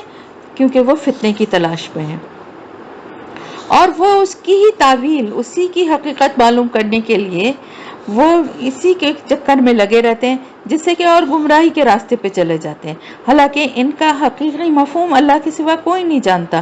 وَالرَّاسِخُونَ فِي الْعِلْمِ يَقُولُونَ آمَنَّا بِهِ كُلٌّ مِّنْ عِندِ رَبِّنَا، لیکن جو لوگ علم میں راسخ ہوتے ہیں، پکے ہوتے ہیں، پختہ ہوتے ہیں، جن کی جڑیں اندر تک علم میں اتر چکی ہوتی ہیں، وہ ان کا طرز عمل کیا ہوتا ہے؟ وہ کہتے ہیں کہ جو بات صاف سمجھ میں آ گئی ہے اس پر ہم عمل کریں گے، لیکن جو بات ہمیں پوری طرح سمجھ میں نہیں آ رہی اس کے بارے میں بھی ہمارا ایمان ہے کہ یہ اللہ ہی کی طرف سے ہے، ہم اس کتاب پر پورا ایمان رکھتے ہیں، یہ پوری کی پوری ہمارے رب کی طرف سے ہے۔ تو جو سمجھ میں آ گئی بہت اچھی بات ہے، اس پہ تو ہم عمل کریں گے، لیکن جس پہ نہیں بھی جو باتیں ہماری سمجھ میں آ رہی تو ہماری عقل اور ہماری سمجھ اور ہمارے علم کی وجہ سے محدود ہے، کیونکہ ہمیں نہیں سمجھ میں آ رہی، لیکن ہمیں اس پر یقین ہے کہ یہ اللہ کی کتاب ہے اور اللہ کی جو بھی باتیں ہیں وہ سب سچ اور برحق ہیں۔ اور یہ نصیحت والی بات ہر ایک نہیں کر سکتا، مگر وہی کر سکتا ہے جو کہ عقل والا ہے، ہوش مند ہے، جو شعور رکھتا ہے اور جو اللہ کے اوپر پورا یقین رکھتا ہے، وہی یہ بات کہے گا۔ تو پھر ہمیں کیا دعا کرنی ہے؟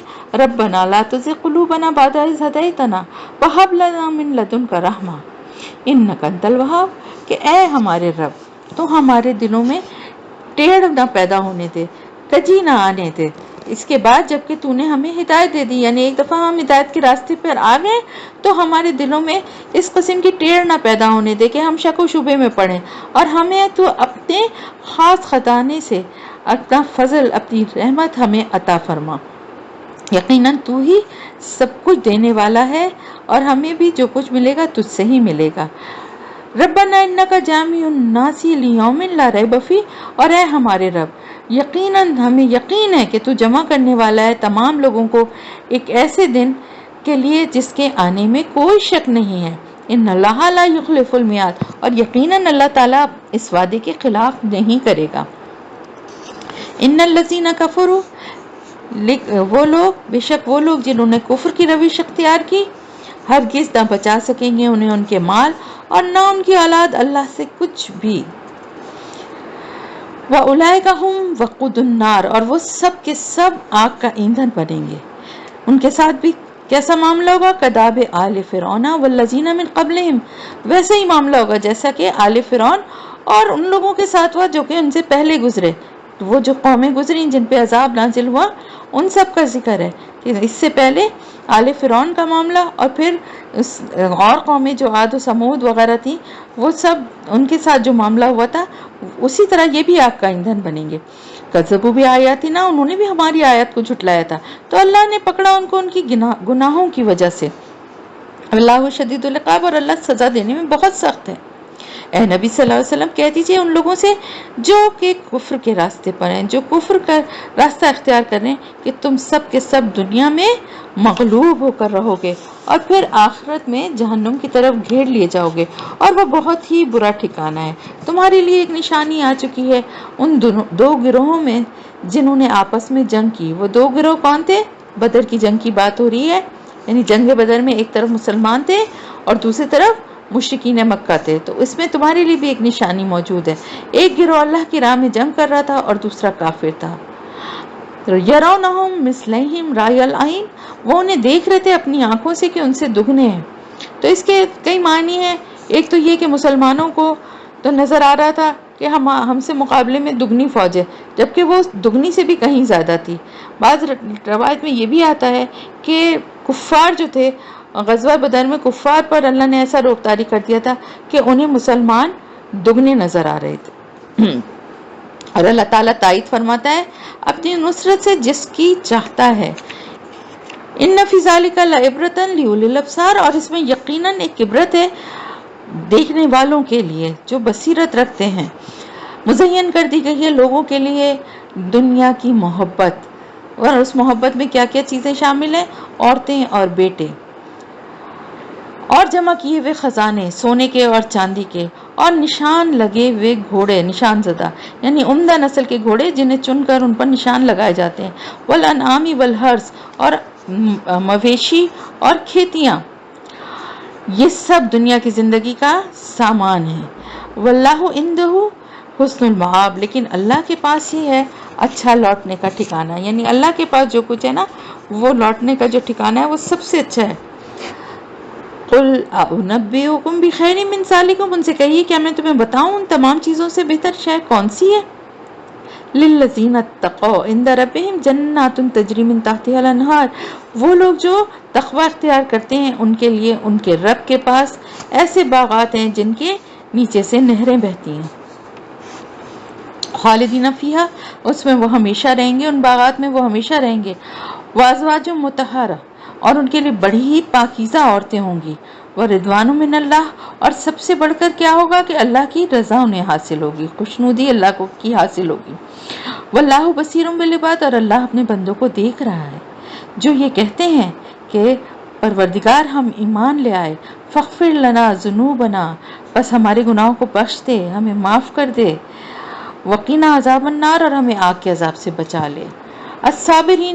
الصابرین والصادقین، صبر کرنے والے اور سچے، والقانتین والمنفقین، اور اللہ کے فرما بردار، اللہ کی راہ میں خرچ کرنے والے، والمستغفرین بالاسحار، اور سحر کے وقتوں میں یعنی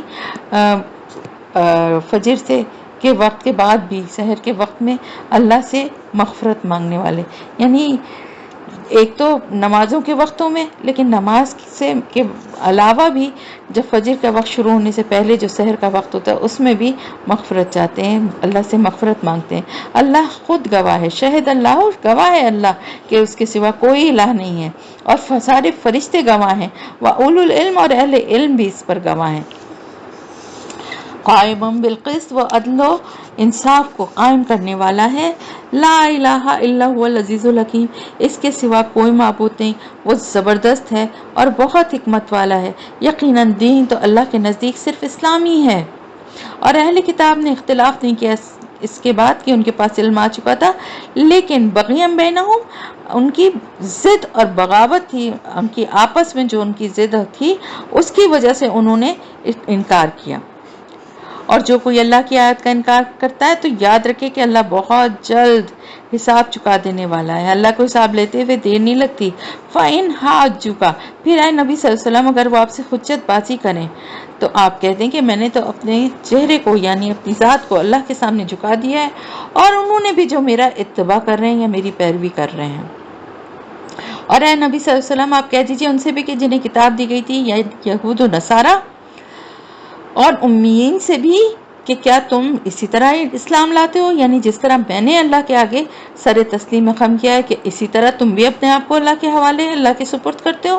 بس اگر وہ بھی اسی طرح اسلام لے آئیں تو ہدایت کے راستے پر ہو جائیں گے، اور اگر وہ منہ موڑ لیں تو اے نبی صلی اللہ علیہ وسلم آپ کے ذمے صرف پہنچا دینا ہے بات کو، یعنی آپ کی ذمہ داری صرف پیغام کو پہنچانا ہے۔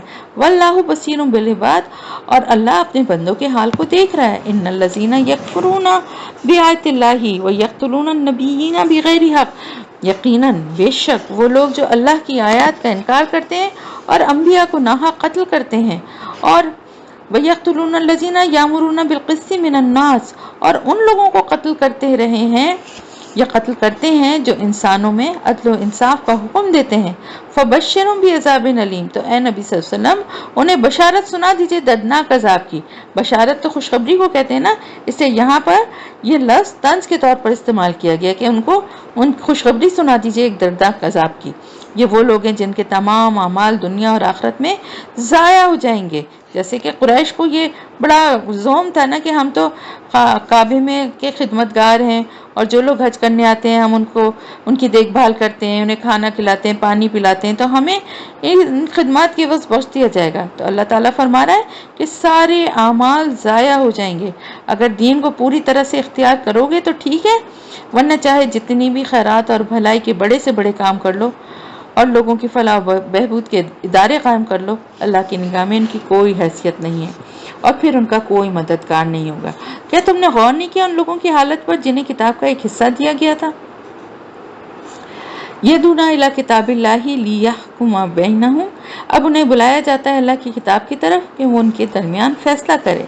پھر ان میں سے ایک گروہ پیٹ پھیر لیتا ہے اعراض کرتے ہوئے، یعنی کتاب کو مانتے بھی ہیں لیکن اس کے فیصلے کو تسلیم کرنے کے لیے تیار نہیں ہیں۔ یہ اس وجہ سے ہے کہ وہ کہتے ہیں کہ ہمیں تو جہنم کی آگ چھو ہی نہیں سکتی مگر گنتی کے چند دن۔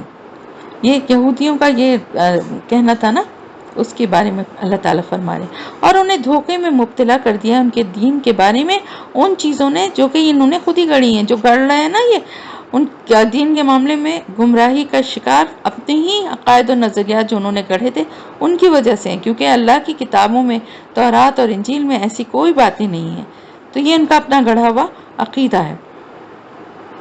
تو کیا حال ہوگا جب ہم انہیں اکٹھا کریں گے اس دن جس کے بارے میں کوئی شک نہیں ہے، یعنی قیامت کا وہ جو دن ہے جس دن جمع کیا جائے گا، تو اس دن ان کا کیا حال ہوگا۔ وَوُفِّيَتْ كُلُّ نَفْسٍ مَا كَسَبَتْ، اور ہر جان کو پورا دیا جائے گا جو کچھ اس نے کمائی کی ہوگی۔ وَهُمْ لَا يُظْلَمُونَ، اور ان پر کوئی زیادتی نہیں ہوگی۔ کہہ دو کہ اے اللہ تمام بادشاہت کے مالک، تو تل ملک کا من تشاء، تو حکومت اور اختیار دیتا ہے جس کو چاہتا ہے، وتنزع الملک کا ممن تشاء، اور تو سلطنت چھین لیتا ہے جس سے چاہتا ہے، وتعز من تشاء، اور تو عزت دیتا ہے جس کو چاہتا ہے، وتذل من تشاء، اور تو ذلیل کر دیتا ہے جس کو چاہتا ہے۔ بیدک الخیر، تیرے ہی ہاتھ میں سب خیر ہے، یعنی اللہ کے ہاتھ میں سب کچھ ہے۔ بعض دفعہ انسان جس کو اپنے لیے شر سمجھتا ہے وہ اس کے لیے خیر ہوتا ہے، جس کو خیر سمجھتا ہے کہ تیرے اپنے خیر و خوبی تیرے ہی ہاتھ میں، اور خیر جو ہوتا ہے جس کو سمجھ ہوتا ہے بعض دفعہ وہ شر نکلتا ہے۔ تو اللہ کے ہاتھ میں ہے، اور وہ جس کو حکومت اور اختیار دیتا ہے اور جس سے چاہتا ہے چھین لیتا ہے۔ عزت اور ذلت اسی کے ہاتھ میں ہے، بے شک تو ہر چیز پر قادر ہے۔ تولج اللیل فی النہار وتولج النہار فی اللیل وتخرج الحی من المیت وتخرج المیت من الحی، تو رات کو لے کر آتا ہے دن کے میں نکال کر، اور پھر دن کو نکال کر آتا ہے رات میں سے، اور تو نکالتا ہے زندہ کو مردے سے، اور تو نکالتا ہے مردہ کو زندہ سے۔ وترزق من تشاء بغیر حساب، اور تو دیتا ہے جس کو چاہتا ہے بے حد و حساب۔ اہل ایمان نہ بنائے کافروں کو اپنے دوست، اہل ایمان کو چھوڑ کر۔ اولیاء کہتے ہیں ایسے دلی دوست جو ایک دوسرے کے رازدار بھی بن جائیں اور ایک دوسرے کی پشت پناہی بھی کریں، ان کی مدد بھی کریں۔ تو ایسی دوستی جو ہے وہ اہل ایمان کے لیے جائز نہیں ہے کہ وہ کافروں کے ساتھ رکھیں۔ اور جو کوئی بھی یہ حرکت کرے گا تو پھر اللہ کے ساتھ اس کا کوئی تعلق نہیں رہے گا، یعنی اگر اللہ کے دشمنوں کے ساتھ دوستی کرو گے تو پھر ظاہر ہے اللہ کے ساتھ تمہارا کوئی رشتہ اور تعلق نہیں رہے گا، سوائے یہ کہ تم ان سے بچنے کے لیے اپنا بچاؤ کرنا چاہو، یعنی یہ کہ ایسا کھلم کھلا ان سے مقابلے کا موقع نہیں ہے، اور کثرت سے نہیں ہے بلکہ عقلیت میں ہے، یا ایسی اس کنڈیشن میں نہیں ہے ان سے بالکل کلیئرلی اس طرح کی بات کر سکیں۔ تو یہ ہے کہ بظاہر جو ہے ان کے ساتھ اس طرح چشموشی سے اور درگزر سے کام لیتے رہو، اور اللہ تمہیں ڈراتا ہے اپنے آپ سے، اللہ سے ڈرو، اور کسی اور کا خوف دل میں نہ رکھو کہ صرف بلا وجہ ہی ڈر کے صرف ان کی ہر بات کو مان لینا اور ان کے ساتھ اچھا وہ رکھنا، یہ بھی صحیح نہیں ہے۔ کسی وقت مصلحت کا تقاضا ہو تو کر لو، لیکن ہر وقت جو ہے نا اس طرح کا خوف سوائے اللہ کے اور کسی کا نہیں ہونا چاہیے، اور اللہ ہی کی طرف تمہیں لوٹ کر جانا ہے۔ کہہ دیجئے اے نبی صلی اللہ علیہ وسلم کہ اگر تم چھپاؤ جو کچھ تمہارے سینوں میں ہوئے یا تم ظاہر کر دو اسے، اللہ اسے جانتا ہے، اور وہ جانتا ہے جو کچھ آسمانوں میں اور جو زمین میں ہے۔ واللہ علی کل شیء قدیر، اور اللہ تعالیٰ ہر چیز پر قادر ہے۔ یوم تجد کل نفس ما عملت من خیر محضرا، اس دن کا کے بارے میں اللہ تعالیٰ فرما رہے ہیں کہ اس دن کیا ہوگا، جس دن ہر جان، ہر نفس اپنے سامنے پائے گا ہر اس نیکی کو جو اس نے کی ہوگی، اور ہر اس برائی کو جو اس نے کمائی ہوگی، اور ہر جان یا ہر نفس یہ چاہے گا کہ کاش اس کے اور اس کے نامہ اعمال کے درمیان ایک لمبا زمانہ حائل ہو جائے، عرصہ دراز حائل ہو جائے۔ اور اللہ ڈرا رہا ہے تمہیں اپنے آپ سے، وَيُحَذِّرُكُمُ اللَّهُ نَفْسَهُ، اور یعنی اللہ کا تقوی اختیار کرو، اگر کرنا ہے تو ڈرنا ہے تو اللہ سے ڈرو، خوف کھانا ہے تو اس سے کھاؤ۔ واللہ رؤوف بالعباد، اور اللہ اپنے بندوں کے حق میں بہت شفیق ہے۔ اور یہ بار بار جو اللہ اپنے سے ڈرا رہا ہے نا، یہ بھی اسی لیے ڈرا رہا ہے کہ تاکہ تم اپنی عاقبت نہ خراب کر لو، تم گناہوں سے باز آ جاؤ۔ اے نبی صلی اللہ علیہ وسلم کہہ دیجئے کہ اگر تم اللہ سے محبت کرتے ہو تو میری پیروی کرو، اللہ تم سے محبت کرے گا اور تمہارے گناہ بخش دے گا، اور اللہ بہت بخشنے والا اور رحم فرمانے والا ہے۔ قل اطیعوا اللہ والرسول، کہہ دیجئے اطاعت کرو اللہ کی اور رسول کی۔ فَإِن تَوَلَّوْا فَإِنَّ اللَّهَ لَا يُحِبُّ الْكَافِرِينَ، پھر اگر منہ موڑ لیں، پیٹھ موڑ لیں، تو یاد رکھو کہ اللہ کو ایسے کافر پسند نہیں ہیں۔ ان اللہ اصطفیٰ آدم و نوحا و آل ابراہیم و آل عمران علی العالمین، یقیناً اللہ تعالیٰ نے چن لیا ہے آدم علیہ السلام کو، نوح علیہ السلام کو، آل ابراہیم علیہ السلام کو، اور آل عمران کو تمام جہان والوں پر۔ یہ ایک دوسرے کی اولاد میں سے ہیں، جیسے کہ حضرت نوح علیہ السلام حضرت آدم علیہ السلام کی اولاد سے ہیں، حضرت ابراہیم علیہ السلام حضرت نوح علیہ السلام کی اولاد میں سے ہیں، اور پھر بنی اسماعیل، بنی اسرائیل، آل عمران حضرت ابراہیم علیہ السلام کی اولاد میں سے۔ واللہ سمیع علیم، اور اللہ سننے والا ہے، جاننے والا ہے۔ جب کہا عمران کی بیوی نے کہ اے میرے رب، جو بچہ میرے پیٹ میں ہے اس کو میں تیری نظر کرتی ہوں ہر ذمہ داری سے چھڑا کر۔ یہ کس کا ذکر ہو رہا ہے؟ عمران کی بیوی کون تھی؟ حضرت مریم علیہ السلام کی والدہ، جو کہ بڑی ہی نیک اور بڑی ہی متقی اور زاہد خاتون تھی۔ جب وہ پریگننٹ ہوئی تو انہوں نے اللہ کے سے یہ دعا کی کہ جو اے میرے رب، جو بچہ بھی میرے پیٹ میں ہے جسے تو پیدا فرما رہا ہے، میں اسے تیری نظر کر دوں گی، تیرے ہیکل میں عبادت کے لیے خالص کر دوں گی، اس پر اور کسی کام کی، کسی چیز کی ذمہ داری نہیں ڈالوں گی، بس اس کو تو میری طرف سے قبول فرما، یقیناً تو سب کچھ سننے والا، سب کچھ جاننے والا ہے۔ تو جب اس کو حمل ہوا یا پریگننٹ ہوئی وہ، تو انہوں نے کہا کہ اے میرے رب، اور پھر وضع حمل ہوا یعنی بچہ ہوا پیدا، تو وہ ایک بیٹی تھی، تو انہوں نے کہا یہ تو اے میرے رب، یہ تو میں نے ایک بیٹی کی پیدائش میرے پاس ہوئی ہے، اب بیٹی پیدا ہو گئی ہے تو اب میں کیا کروں؟ بیٹے کے لیے تو تھا کہ اس کو وقف کر دوں گی، کیونکہ اس وقت تک وہاں ہیکل میں جو ہے کسی لڑکی کو قبول نہیں کیا جاتا تھا۔ واللہ عالم بما ودعت، اور اللہ تو ہی بہتر جانتا ہے کہ کیا مجھے کیا پیدا ہونے والا ہے، یہ تو اللہ کو ہی پتا ہے نا، مجھے کیا پتا تھا، اور نہیں ہوگا کوئی بیٹا اس بیٹی جیسا۔ یعنی انہوں نے کہا کہ اگر لڑکا ہوتا تو میں اس خدمت کے لیے وقف کر دیتی، تو یہ تو لڑکی ہے۔ اور تو یہ کہا، یہ مفسرین کی رائے کہ پھر یہ بات اللہ کی طرف سے کہی گئی کہ کوئی بیٹا ایسا نہیں ہو سکتا جیسی کہ بیٹی تم نے جنم دی ہے، جیسی بیٹی تمہارے یہاں پیدا ہوئی ہے۔ پھر مریم کی والدہ کی بات دوبارہ سے شروع ہوئی، اور انہوں نے کہا کہ میں نے اس کا نام مریم رکھا ہے، اور اے میرے رب، میں اس کو اور اس کی اولاد کو تیری پناہ میں دیتی ہوں شیطان مردود کے حملوں سے۔ تو قبول فرما لیا اس کو، یعنی حضرت مریم علیہ السلام کو اس کے رب نے بڑے ہی احسن طریقے سے، اور اس کو پروان چڑھایا بہت اعلیٰ طریقے پہ، اور اس کو زکریا علیہ السلام کی کفالت میں دے دیا۔ یہ بہت ڈیٹیل میں ہم تفسیر میں کر چکے ہیں، اور ابھی سورہ مریم میں بھی کیا ہے۔ جب کبھی بھی زکریا علیہ السلام ان کے پاس جاتے تھے محراب میں، کیونکہ وہاں محراب میں وہ عبادت کرتی تھی، ایک گوشہ یا حجرہ ان کے لیے مخصوص کر دیا گیا تھا مشرقی حصے میں، تو وہاں ان کے پاس وہ رزق کو پاتے تھے۔ اب رزق میں جو ہے صرف کھانا پینا یا بے موسم کے پھل ہی نہیں تھے، بعض مفسرین کی رائے میں یہ بھی تھا کہ علم و حکمت بھی جو کی باتیں جو وہ کرتی تھیں اس سے بھی وہ بڑا حیران ہوتے تھے کہ یہاں پر کون ان کو یہ علم و حکمت کی باتیں سکھا رہا ہے، کہ کہاں سے ان کو حاصل ہو گئیں۔ تو وہ پوچھتے تھے کہ اے مریم تمہیں یہ چیزیں کہاں سے ملتی ہیں، یعنی یہ انواع اقسام کے کھانے، بے موسمی پھل یا یہ علم و حکمت اور معرفت کی باتیں تمہیں کہاں سے معلوم ہوتی ہیں؟ تو قالت ہوا من عند اللہ، وہ کہتی تھی یہ سب اللہ کی طرف سے ہے، اللہ کا فضل و کرم ہے۔ ان اللہ یرزق من یشاء بغیر حساب، بے شک اللہ تعالیٰ جس کو چاہتا ہے بے حساب عطا کرتا ہے۔ اب جب یہ سب کچھ دیکھا تو حضرت زکریا علیہ السلام کے دل میں بھی ایک خواہش جاگی، اور ہنالک دعا زکریا ربہ، اس وقت انہوں نے بھی اپنے پروردگار سے، اپنے رب سے ایک دعا کی کہ اے میرے رب تو مجھے بھی اپنی جانب سے کوئی پاکیزہ اولاد عطا فرما، انک سمیع الدعا، یقیناً تو سننے والا ہے دعاؤں کا۔ تو فرشتوں نے انہیں آواز دی، ندا دی، یعنی آواز دی جبکہ اپنے حجرے میں کھڑے ہوئے نماز پڑھ رہے تھے، ان اللہ یبشرک بیحییٰ، اللہ تعالیٰ تمہیں بشارت دیتا ہے یحییٰ علیہ السلام کی، مصدقا بکلمۃ من اللہ، جو تصدیق کرے گا اللہ کی طرف سے ایک کلمے کی۔ وہ کلمہ کون تھا؟ حضرت عیسیٰ علیہ السلام۔ اس سے مراد ہے حضرت عیسیٰ علیہ السلام، کیونکہ آگے آیت جو ہے اس میں حضرت عیسیٰ علیہ السلام کے لیے کلمہ، اللہ کے کلمے کا لفظ آ رہا ہے۔ وسیدم وحسورن، وسیدم وحسورم ونبیم من الصالحین، اور وہ سردار ہوگا، حسورا نہایت پاک باز ہوگا، اور نبی ہوگا، صالحین میں سے ہوگا۔ قالا ربی انا یکون لی غلام، زکریا نے کہا اے میرے رب میرے یہاں لڑکا کیسے ہوگا، یعنی دعا تو کر رہے تھے لیکن اب انتہائی خوشی میں ایک سوال آیا کہ میری تو حالت ایسی ہے، میں انتہائی بوڑھا ہو چکا ہوں، میری بیوی بانجھ ہے، تو کس طرح ایسا ہوگا؟ تو اللہ تعالیٰ نے فرمایا اسی طرح جس طرح اللہ جو چاہتا ہے وہ کرتا ہے، یعنی اللہ کو اسباب کی ضرورت نہیں ہے، اللہ محتاج نہیں ہے اسباب کا۔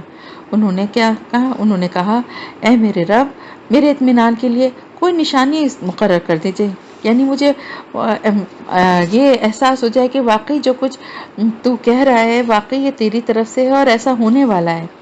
تو اللہ تعالیٰ نے فرمایا تمہارے لیے نشانی یہ ہے کہ اب تم 3 دن تک لوگوں سے گفتگو نہیں کر سکو گے سوائے اشاروں کے، یعنی اشاروں میں بات کرو گے، وہ 3 دن تک کسی سے بات نہیں کر سکتے تھے۔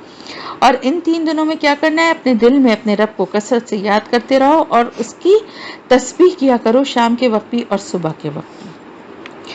وَإِذْ قَالَتِ الْمَلَائِكَةُ يَا مریم، اور یاد کرو جب کہا فرشتوں نے اے مریم، ان اللہ اصطفاکی وطہرکی واصطفاکی علی نساء العالمین، بے شک اللہ تعالیٰ نے تمہیں چن لیا ہے اور تمہیں خوب پاک کر دیا ہے، اور تمہیں تمام جہان کی خواتین پہ تمہیں فوقیت دی ہے، تمہیں چن لیا ہے، تمہیں الگ تمہیں کر دیا ہے، ان میں سے ترجیح دی ہے۔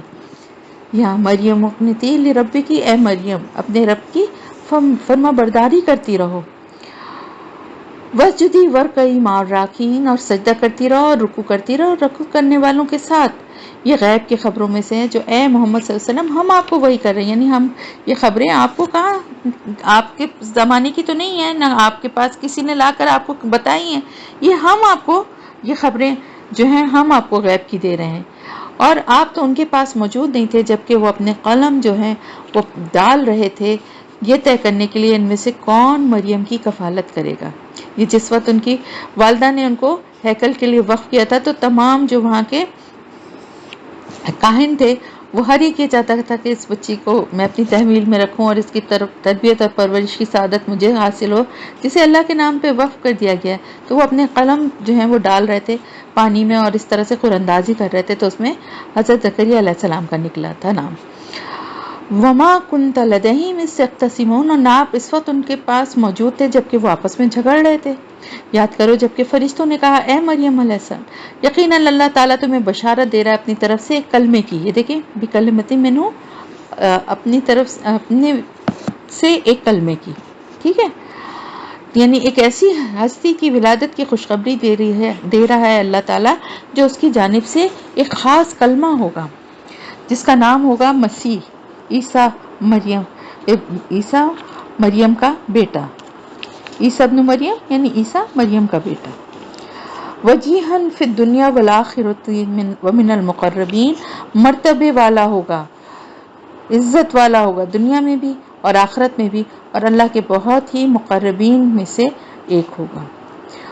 وَيُكَلِّمُ النَّاسَ فِي الْمَهْدِ وَكَهْلًا، اور وہ لوگوں سے گفتگو کرے گا گود میں بھی، مہد یعنی گود میں، پنگوڑے میں، اور پوری عمر کا ہو کے بھی۔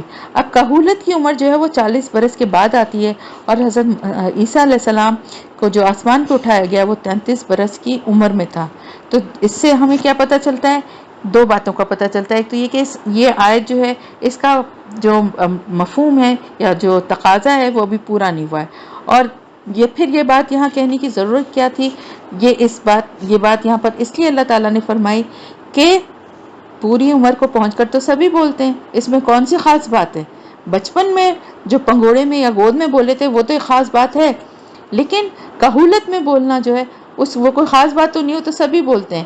لیکن یہاں پر اس لیے اس کا ذکر کیا گیا ہے تاکہ معلوم ہو جائے کہ حضرت مسیح علیہ السلام پہ موت وارد نہیں ہوئی ہے، بلکہ وہ واپس آئیں گے دنیا میں، اور پھر ان کی کہولت کی عمر بھی پوری ہوگی، وہ شادی کریں گے، ان کی اولاد بھی ہوگی، اور پھر ان کے ذریعے سے دوبارہ نظام خلافت جو ہے وہ پوری دنیا میں قائم ہوگا۔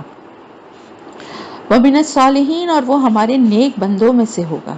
حضرت مریم علیہ السلام نے بات سنی تو ظاہر ہے حیرت کی بات تھی، وہ بولی اے اللہ میری اولاد کیسی ہو جائے گی جبکہ مجھے تو کسی مرد نے ہاتھ تک نہیں لگایا؟ تو اللہ تعالیٰ نے فرمایا اسی طرح اللہ تعالیٰ تخلیق فرماتا ہے جو وہ چاہتا ہے۔ وہ جب کسی بات کا فیصلہ کر لیتا ہے تو اس کے لیے وہ صرف کہتا ہے ہو جا تو وہ ہو جاتا ہے، اور اللہ تعالیٰ اس کو سکھائے گا کتاب اور حکمت بھی، اور تورات اور انجیل بھی، اور اس کو رسول بنا کر بھیجے گا بنی اسرائیل کی طرف۔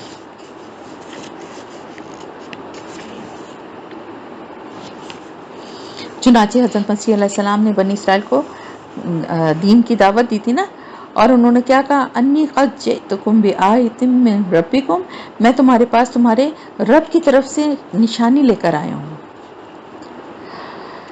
اور وہ نشانی کیا تھی؟ وہ معجزات تھے۔ وہ کیا تھے؟ میں تمہارے لیے مٹی سے پرندے کی مانند ایک صورت بناتا ہوں، پھر میں اس میں پھونک مارتا ہوں تو وہ اڑ جاتا ہے، بن جاتا ہے ایک اڑتا ہوا پرندہ اللہ کے حکم سے، یعنی باذن اللہ، اللہ کے حکم سے ایسا ہوتا ہے۔ یعنی اس میں میرا کوئی دعویٰ نہیں، اس میں میرا کوئی کمال نہیں، جو کچھ ہے وہ اللہ کے حکم سے ہے۔ اور میں شفا دے دیتا ہوں مادرزاد اندھے کو بھی اور کوڑھی کو بھی، اور میں مردے کو زندہ کر دیتا ہوں اللہ کے حکم سے۔ یہ سب کچھ میں باذن اللہ کرتا ہوں، یعنی اس میں میرا کوئی کمال نہیں ہے۔ یہ بات انہوں نے ہر معجزے کے لیے ساتھ ساتھ کہی۔ اور میں تمہیں بتا سکتا ہوں جو کچھ تم کھاتے ہو اور جو کچھ تم نے اپنے گھروں میں ذخیرہ کر کے رکھا ہے، یقیناً ان تمام چیزوں میں تمہارے لیے نشانی ہے اگر تم ایمان لانے والے ہو۔ وَمُصَدِّقًا لِمَا بَيْنَ يَدَيَّ مِنَ التَّوْرَاةِ، اور میں تصدیق کرتے ہوئے آیا ہوں اس کی جو میرے سامنے موجود ہے تورات میں سے، اور میں اس لیے آیا ہوں تاکہ میں حلال ٹھہراؤں تم پر ان میں سے بعض چیزیں جو تم پر حرام کر دی گئی ہیں۔ ان کی اپنے جو حرکتیں اور نافرمانیاں تھیں، اور ان کی اپنی گڑھی ہوئی بھی بہت ساری باتیں تھیں جس کی وجہ سے انہوں نے اپنے اوپر بعض چیزوں کو ان کے پر سخت احکامات تھے۔ ان میں کچھ نرمی کے لیے انجیل جو تھی نا وہ صرف ان تورات ہی مین کتاب تھی، انجیل میں صرف جو ہے وہ کچھ ان احکامات میں نرمی تھی کہ احکامات تھے، اور کچھ اور اللہ کی حمد و ثنا اور کچھ اور نئے بھی کچھ باتیں تھیں، لیکن زیادہ تر جو ہے نا وہ تورات ہی چل رہی تھی۔ یعنی حضرت عیسیٰ علیہ السلام کے پاس بھی تورات ہی کتاب تھی۔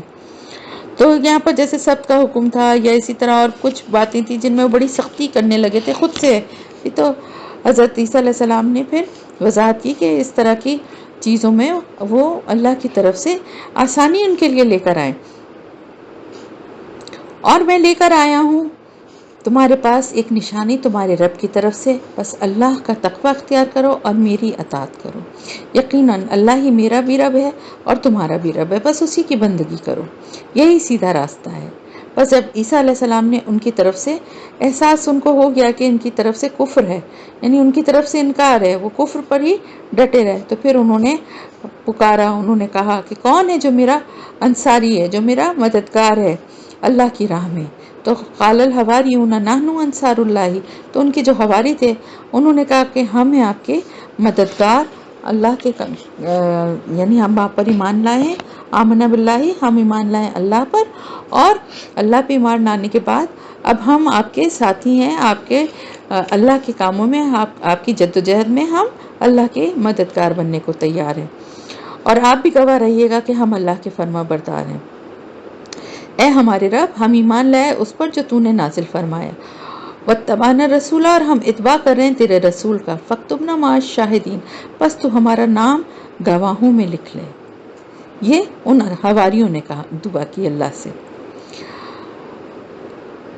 پھر کیا ہوا؟ مکروا ومکر اللہ، اب انہوں نے چالیں چلنی شروع کی، یعنی ان کو ایمان تو لانا نہیں تھا، لیکن اب وہ ان کے خلاف، حضرت عیسیٰ علیہ السلام کے خلاف مختلف چالیں چلنا، ان کے اوپر ان کو یعنی مختلف ان پہ بادشاہ سے ان کی شکایتیں اور ان کے اوپر الزامات لگا کے جھوٹے سچے اور چالیں چلنے لگے۔ تو پھر اللہ نے بھی اپنی تدبیر کی، اور اللہ تعالیٰ سب سے بہترین تدبیر کرنے والا ہے۔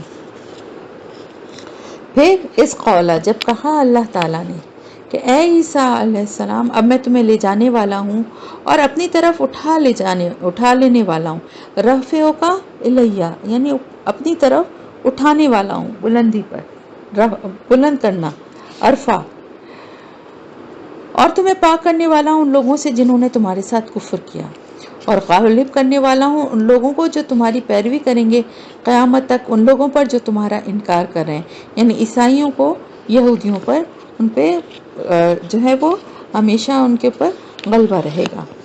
پھر میری طرف ہی تم سب کا لوٹنا ہوگا، اور میں فیصلہ کر دوں گا تمہارے درمیان ان باتوں کا جن میں تم اختلاف کر رہے تھے۔ فَأَمَّا الَّذِينَ كَفَرُوا فَأُعَذِّبُهُمْ عَذَابًا شَدِيدًا فِي الدُّنْيَا وَالْآخِرَةِ، تو وہ لوگ جو کفر کی روش اختیار کریں گے، میں انہیں عذاب دوں گا، بہت سخت عذاب، دنیا میں بھی اور آخرت میں بھی، اور نہیں ہوگا ان کے لیے کوئی مددگار۔ وَأَمَّا الَّذِينَ آمَنُوا وَعَمِلُوا الصَّالِحَاتِ، اور جو ایمان لائیں گے اور نیک عمل کریں گے، فَيُوَفِّيهِمْ أُجُورَهُمْ، تو ان کو پورا ان کا اجر دے گا۔ وَاللَّهُ لَا يُحِبُّ الظَّالِمِينَ، اور اللہ ظالموں کو پسند نہیں کرتا۔ ذَلِكَ نَتْلُوهُ عَلَيْكَ مِنَ الْآيَاتِ وَالذِّكْرِ الْحَكِيمِ، اور یہ ہم آپ کو پڑھ کر سنا رہے ہیں اللہ کی آیات اور اللہ کا حکمت والا اس کا ذکر۔ اِنَّ مَثَلَ عِیسیٰ عِندَ اللہِ کَمَثَلِ آدَمَ، بے شک اللہ عیسیٰ علیہ السلام کی مثال ایسی ہی ہے اللہ کے پاس جیسے کہ آدم علیہ السلام کی ہے۔ ان کو بھی تو بغیر باپ کے پیدا کیا تھا نا، ان کی تو ماں بھی نہیں تھی، پیدا کیا تھا نا، تو ان کی تو ماں موجود تھی نا، صرف باپ کے بغیر پیدا کیا ہے۔ خلقہ من تراب ثم قال له کن فیکون، پھر اس کو مٹی سے بنایا، پھر کہا کہ ہو جا تو وہ ہو گیا، یعنی حضرت آدم علیہ السلام کو اس طرح سے ہی بنایا تھا نا، تو حضرت عیسیٰ علیہ السلام کو بھی ایسے ہی بنایا۔ الحق من ربک فلا تکن من الممترین، یہ حق ہے آپ کے رب کی طرف سے، تو ہرگز بھی شک کرنے والوں میں سے نہ ہو جانا۔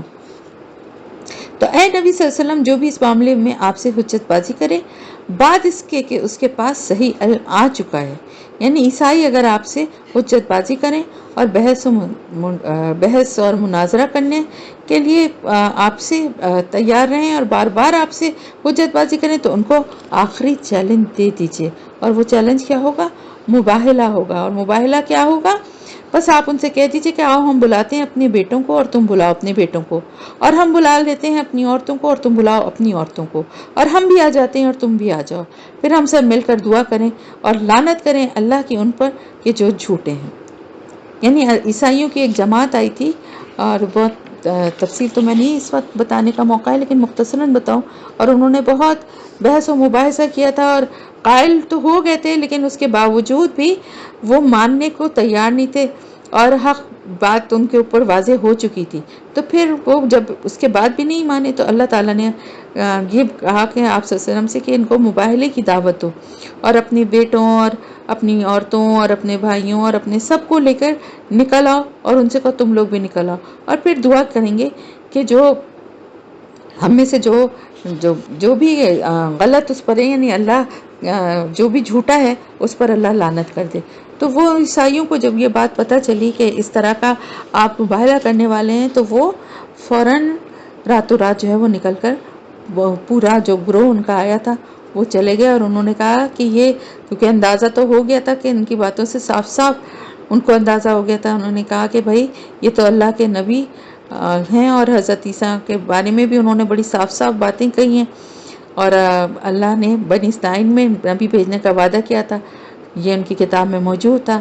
تو انہوں نے کہا ایک نبی سے مباہلہ اگر ہم نے کیا تو پھر یہ کہ بہت کوئی بھی چھوٹا یا بڑا جو ہے وہ عذاب الہی سے نہیں بچے گا، اور پیغمبر کی لعنت کا اثر تو نسلوں تک پہنچے گا۔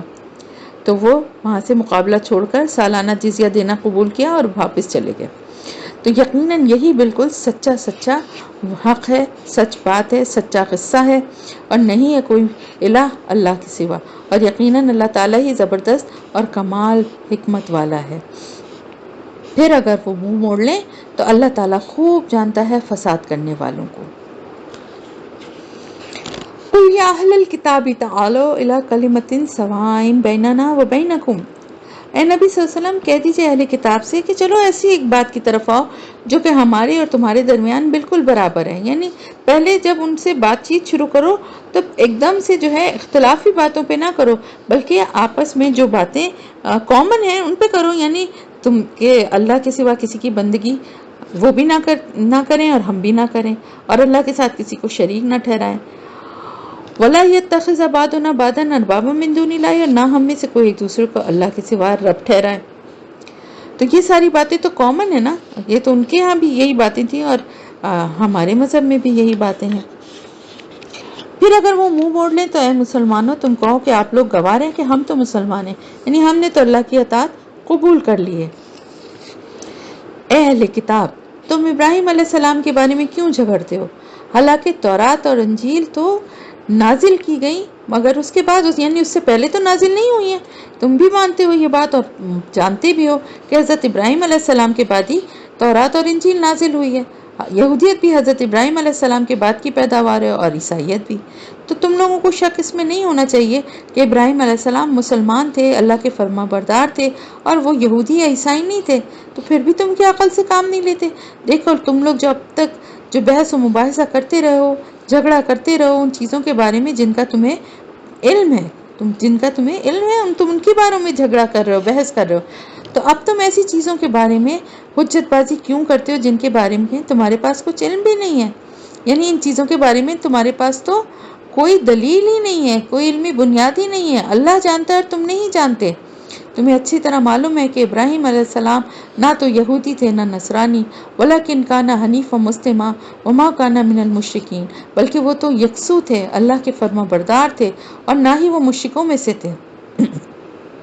تو نزول قرآن کے وقت عربوں کے 3 اہم گروہ تھے، مشرکین عرب، یہودی اور عیسائی، جو تینوں کے تینوں اپنے آپ کو حضرت ابراہیم علیہ السلام سے منسوب کرتے تھے۔ لیکن اللہ تعالیٰ نے فرمایا بالکل کلیئرلی کہ ابراہیم علیہ السلام نہ تو یہودی تھے نہ عیسائی تھے، اور نہ ہی مشرکین میں سے تھے، بلکہ وہ تو مسلمان تھے۔ یقیناً ابراہیم علیہ السلام سے سب سے زیادہ قربت رکھنے والے، سب سے زیادہ قریب وہ لوگ ہیں جنہوں نے ان کی پیروی کی ہے۔ وَهَٰذَا النَّبِيُّ وَالَّذِينَ آمَنُوا، اور اب یہ نبی حضرت محمد صلی اللہ علیہ وسلم جو ان پر ایمان لائے اس نسبت کے زیادہ حقدار ہیں، اور اللہ ان مومنوں کا ساتھی ہے، اہل ایمان کا حامی و مددگار ہے۔ اہل کتاب کا ایک گروہ جو تھا وہ کیا چاہتا تھا؟ وہ چاہتا ہے کہ اے مسلمانوں تمہیں کسی طرح گمراہ کر دیں، اور وہ نہیں گمراہ کر سکیں گے مگر اپنے آپ کو، لیکن انہیں اس کا شعور نہیں ہے۔ اے اہل کتاب تم کیوں اللہ تعالیٰ کی آیات کا انکار کرتے ہو جبکہ تم خود گواہ ہو؟ یا اہل الکتاب لم تلبسون الحق بالباطل وتکتمون الحق وانتم تعلمون، اے اہل کتاب تم کیوں حق کے اوپر باطل کا ملمہ چڑھاتے ہو اور حق کو چھپاتے ہو جبکہ تم اچھی طرح جانتے ہو۔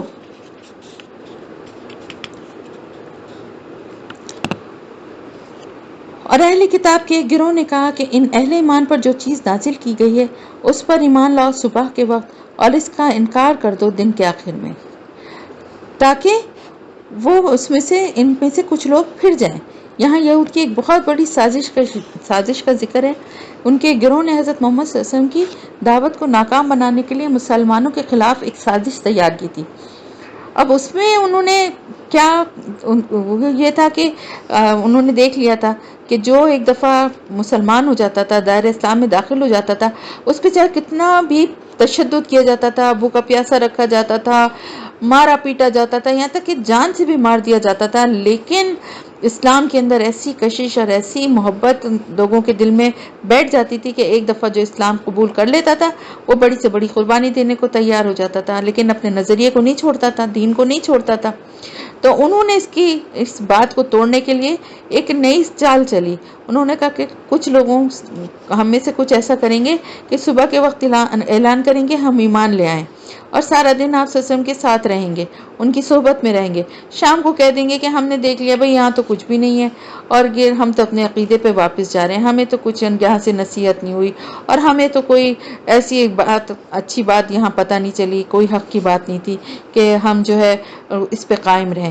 اس سے مسلمانوں میں سے وہ لوگ جو کمزور ایمان کے ہیں یا جو ایمان لانے والے ہیں، تیار ہو رہے ہیں اس کے لیے، وہ ایک شک و شبے میں پڑ جائیں گے کہ یہ جو ہے یہ کس طرح سے ہو رہا ہے کہ بھئی یہ تو صبح ایمان لائے تھے اور سارا دن آپ سسم کے ساتھ بھی رہے، کچھ نہ کچھ تو انہوں نے دیکھا ہوگا کہ جو یہ دین سے پلٹ گئے۔ اب آپ کو سمجھ میں آئے گا، کسی نے مجھ سے یہ سوال کیا تھا، اس کے سوال کا بھی یہ جواب ہے کہ مرتد کی سزا کا تعلق اسی وجہ سے، اس قتل کی جو سزا دی جاتی ہے وہ اسی سے تعلق جڑتا ہے، کیونکہ نہ صرف یہ کہ وہ شخص خود ایمان لانے کے بعد کفر کی حالت میں واپس جاتا ہے، اپنے ایمان سے پھر جاتا ہے، بلکہ دوسروں کو بھی وسوسوں میں اور دین کی بنیادوں کو، لوگوں کو، اسلامی نظام کو کمزور کرنے کے اور اس کی جڑوں کو ہلانے والے عمل کو کرتا ہے، جس سے کہ دوسرے بھی متاثر ہوتے ہیں، جو ایمان لانے والے اور لوگ ہیں وہ خاص طور سے متاثر ہوتے ہیں۔ اور دیکھو کسی کی بات نہ ماننا مگر اسی کی جو تمہارے دین کی پیروی کرے۔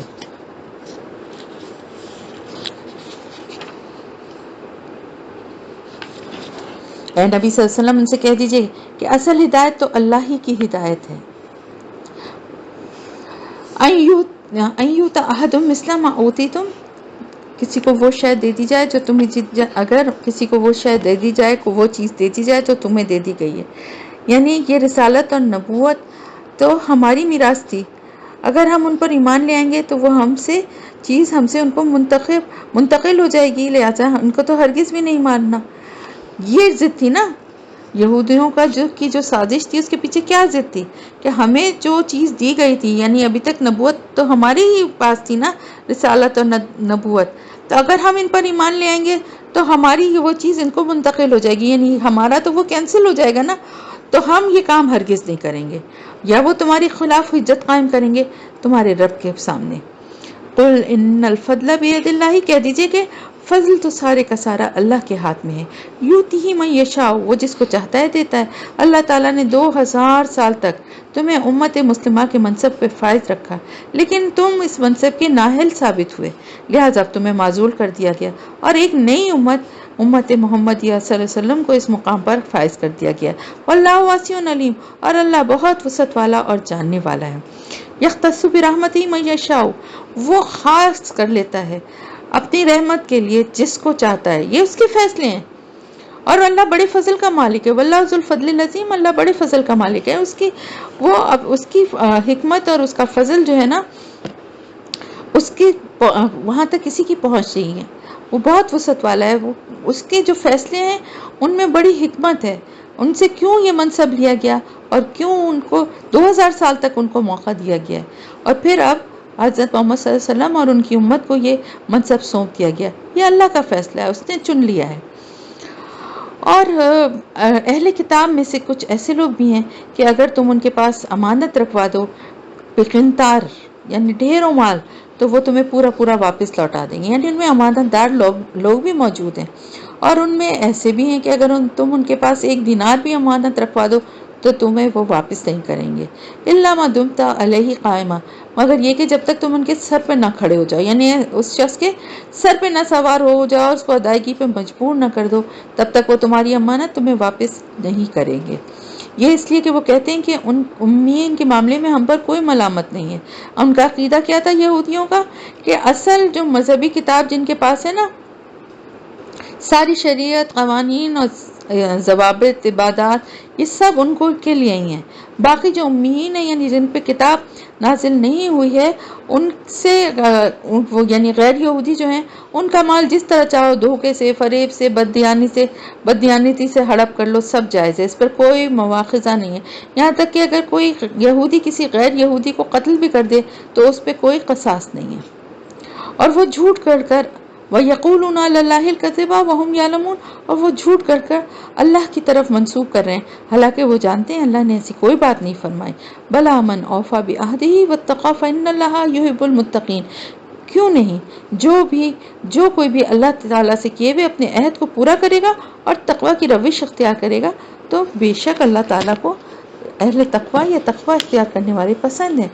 ان الذین یشترون بعہد اللہ وایمانہم ثمنا قلیلا، بے شک وہ لوگ جو اللہ تعالیٰ کے سے کیے ہوئے عہد کو اور اپنی قسموں کو تھوڑی سی قیمت کے عوض فروخت کر دیتے ہیں، یعنی جب وہ دیکھتے ہیں کہ لوگ ہماری بات میں کچھ شک کر رہے ہیں تو اللہ کی قسم کھا کے فوراً کہتے ہیں کہ ایسا ہی ہے۔ اولئک لا خلاق لهم فی الآخرہ، یہ وہ لوگ ہیں جن کے لیے کوئی حصہ نہیں ہے آخرت میں۔ ولا یکلمہم اللہ، اور نہ اللہ ان سے کلام کرے گا۔ ولا ینظر الیہم یوم القیامہ، اور نہ ان کی طرف نظر کرے گا قیامت کے دن۔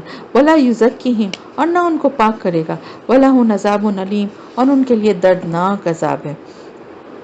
اور ان میں سے ایک گروہ ایسا بھی ہے جو اپنی زبان کو توڑتا مڑوڑتا ہے کتاب کو پڑھتے ہوئے، تاکہ تم سمجھو کہ جو کچھ وہ پڑھ رہے ہیں وہ کتاب میں ہے، حالانکہ وہ کتاب میں نہیں ہوتا۔ یہ علماء یہود کا خاص انداز تھا کہ وہ زبان کو موڑ کے اپنی مرضی سے عبارت میں کچھ تھوڑا بہت آگے پیچھے کر لیتے تھے جس سے کہ مفہوم بالکل بدل جاتا تھا، جیسے کہ ہم ابھی پڑھ چکے ہیں نا سورہ بقرہ میں کہ حتتن کو ہنتتن کہنے لگے، سمعنا و اطعنا کہا تو انہوں نے سمعنا و عصینا کہنا شروع کر دیا۔ تو وہ ایسا ہی معاملہ وہ تورات کو پڑھتے ہوئے بھی کرتے تھے۔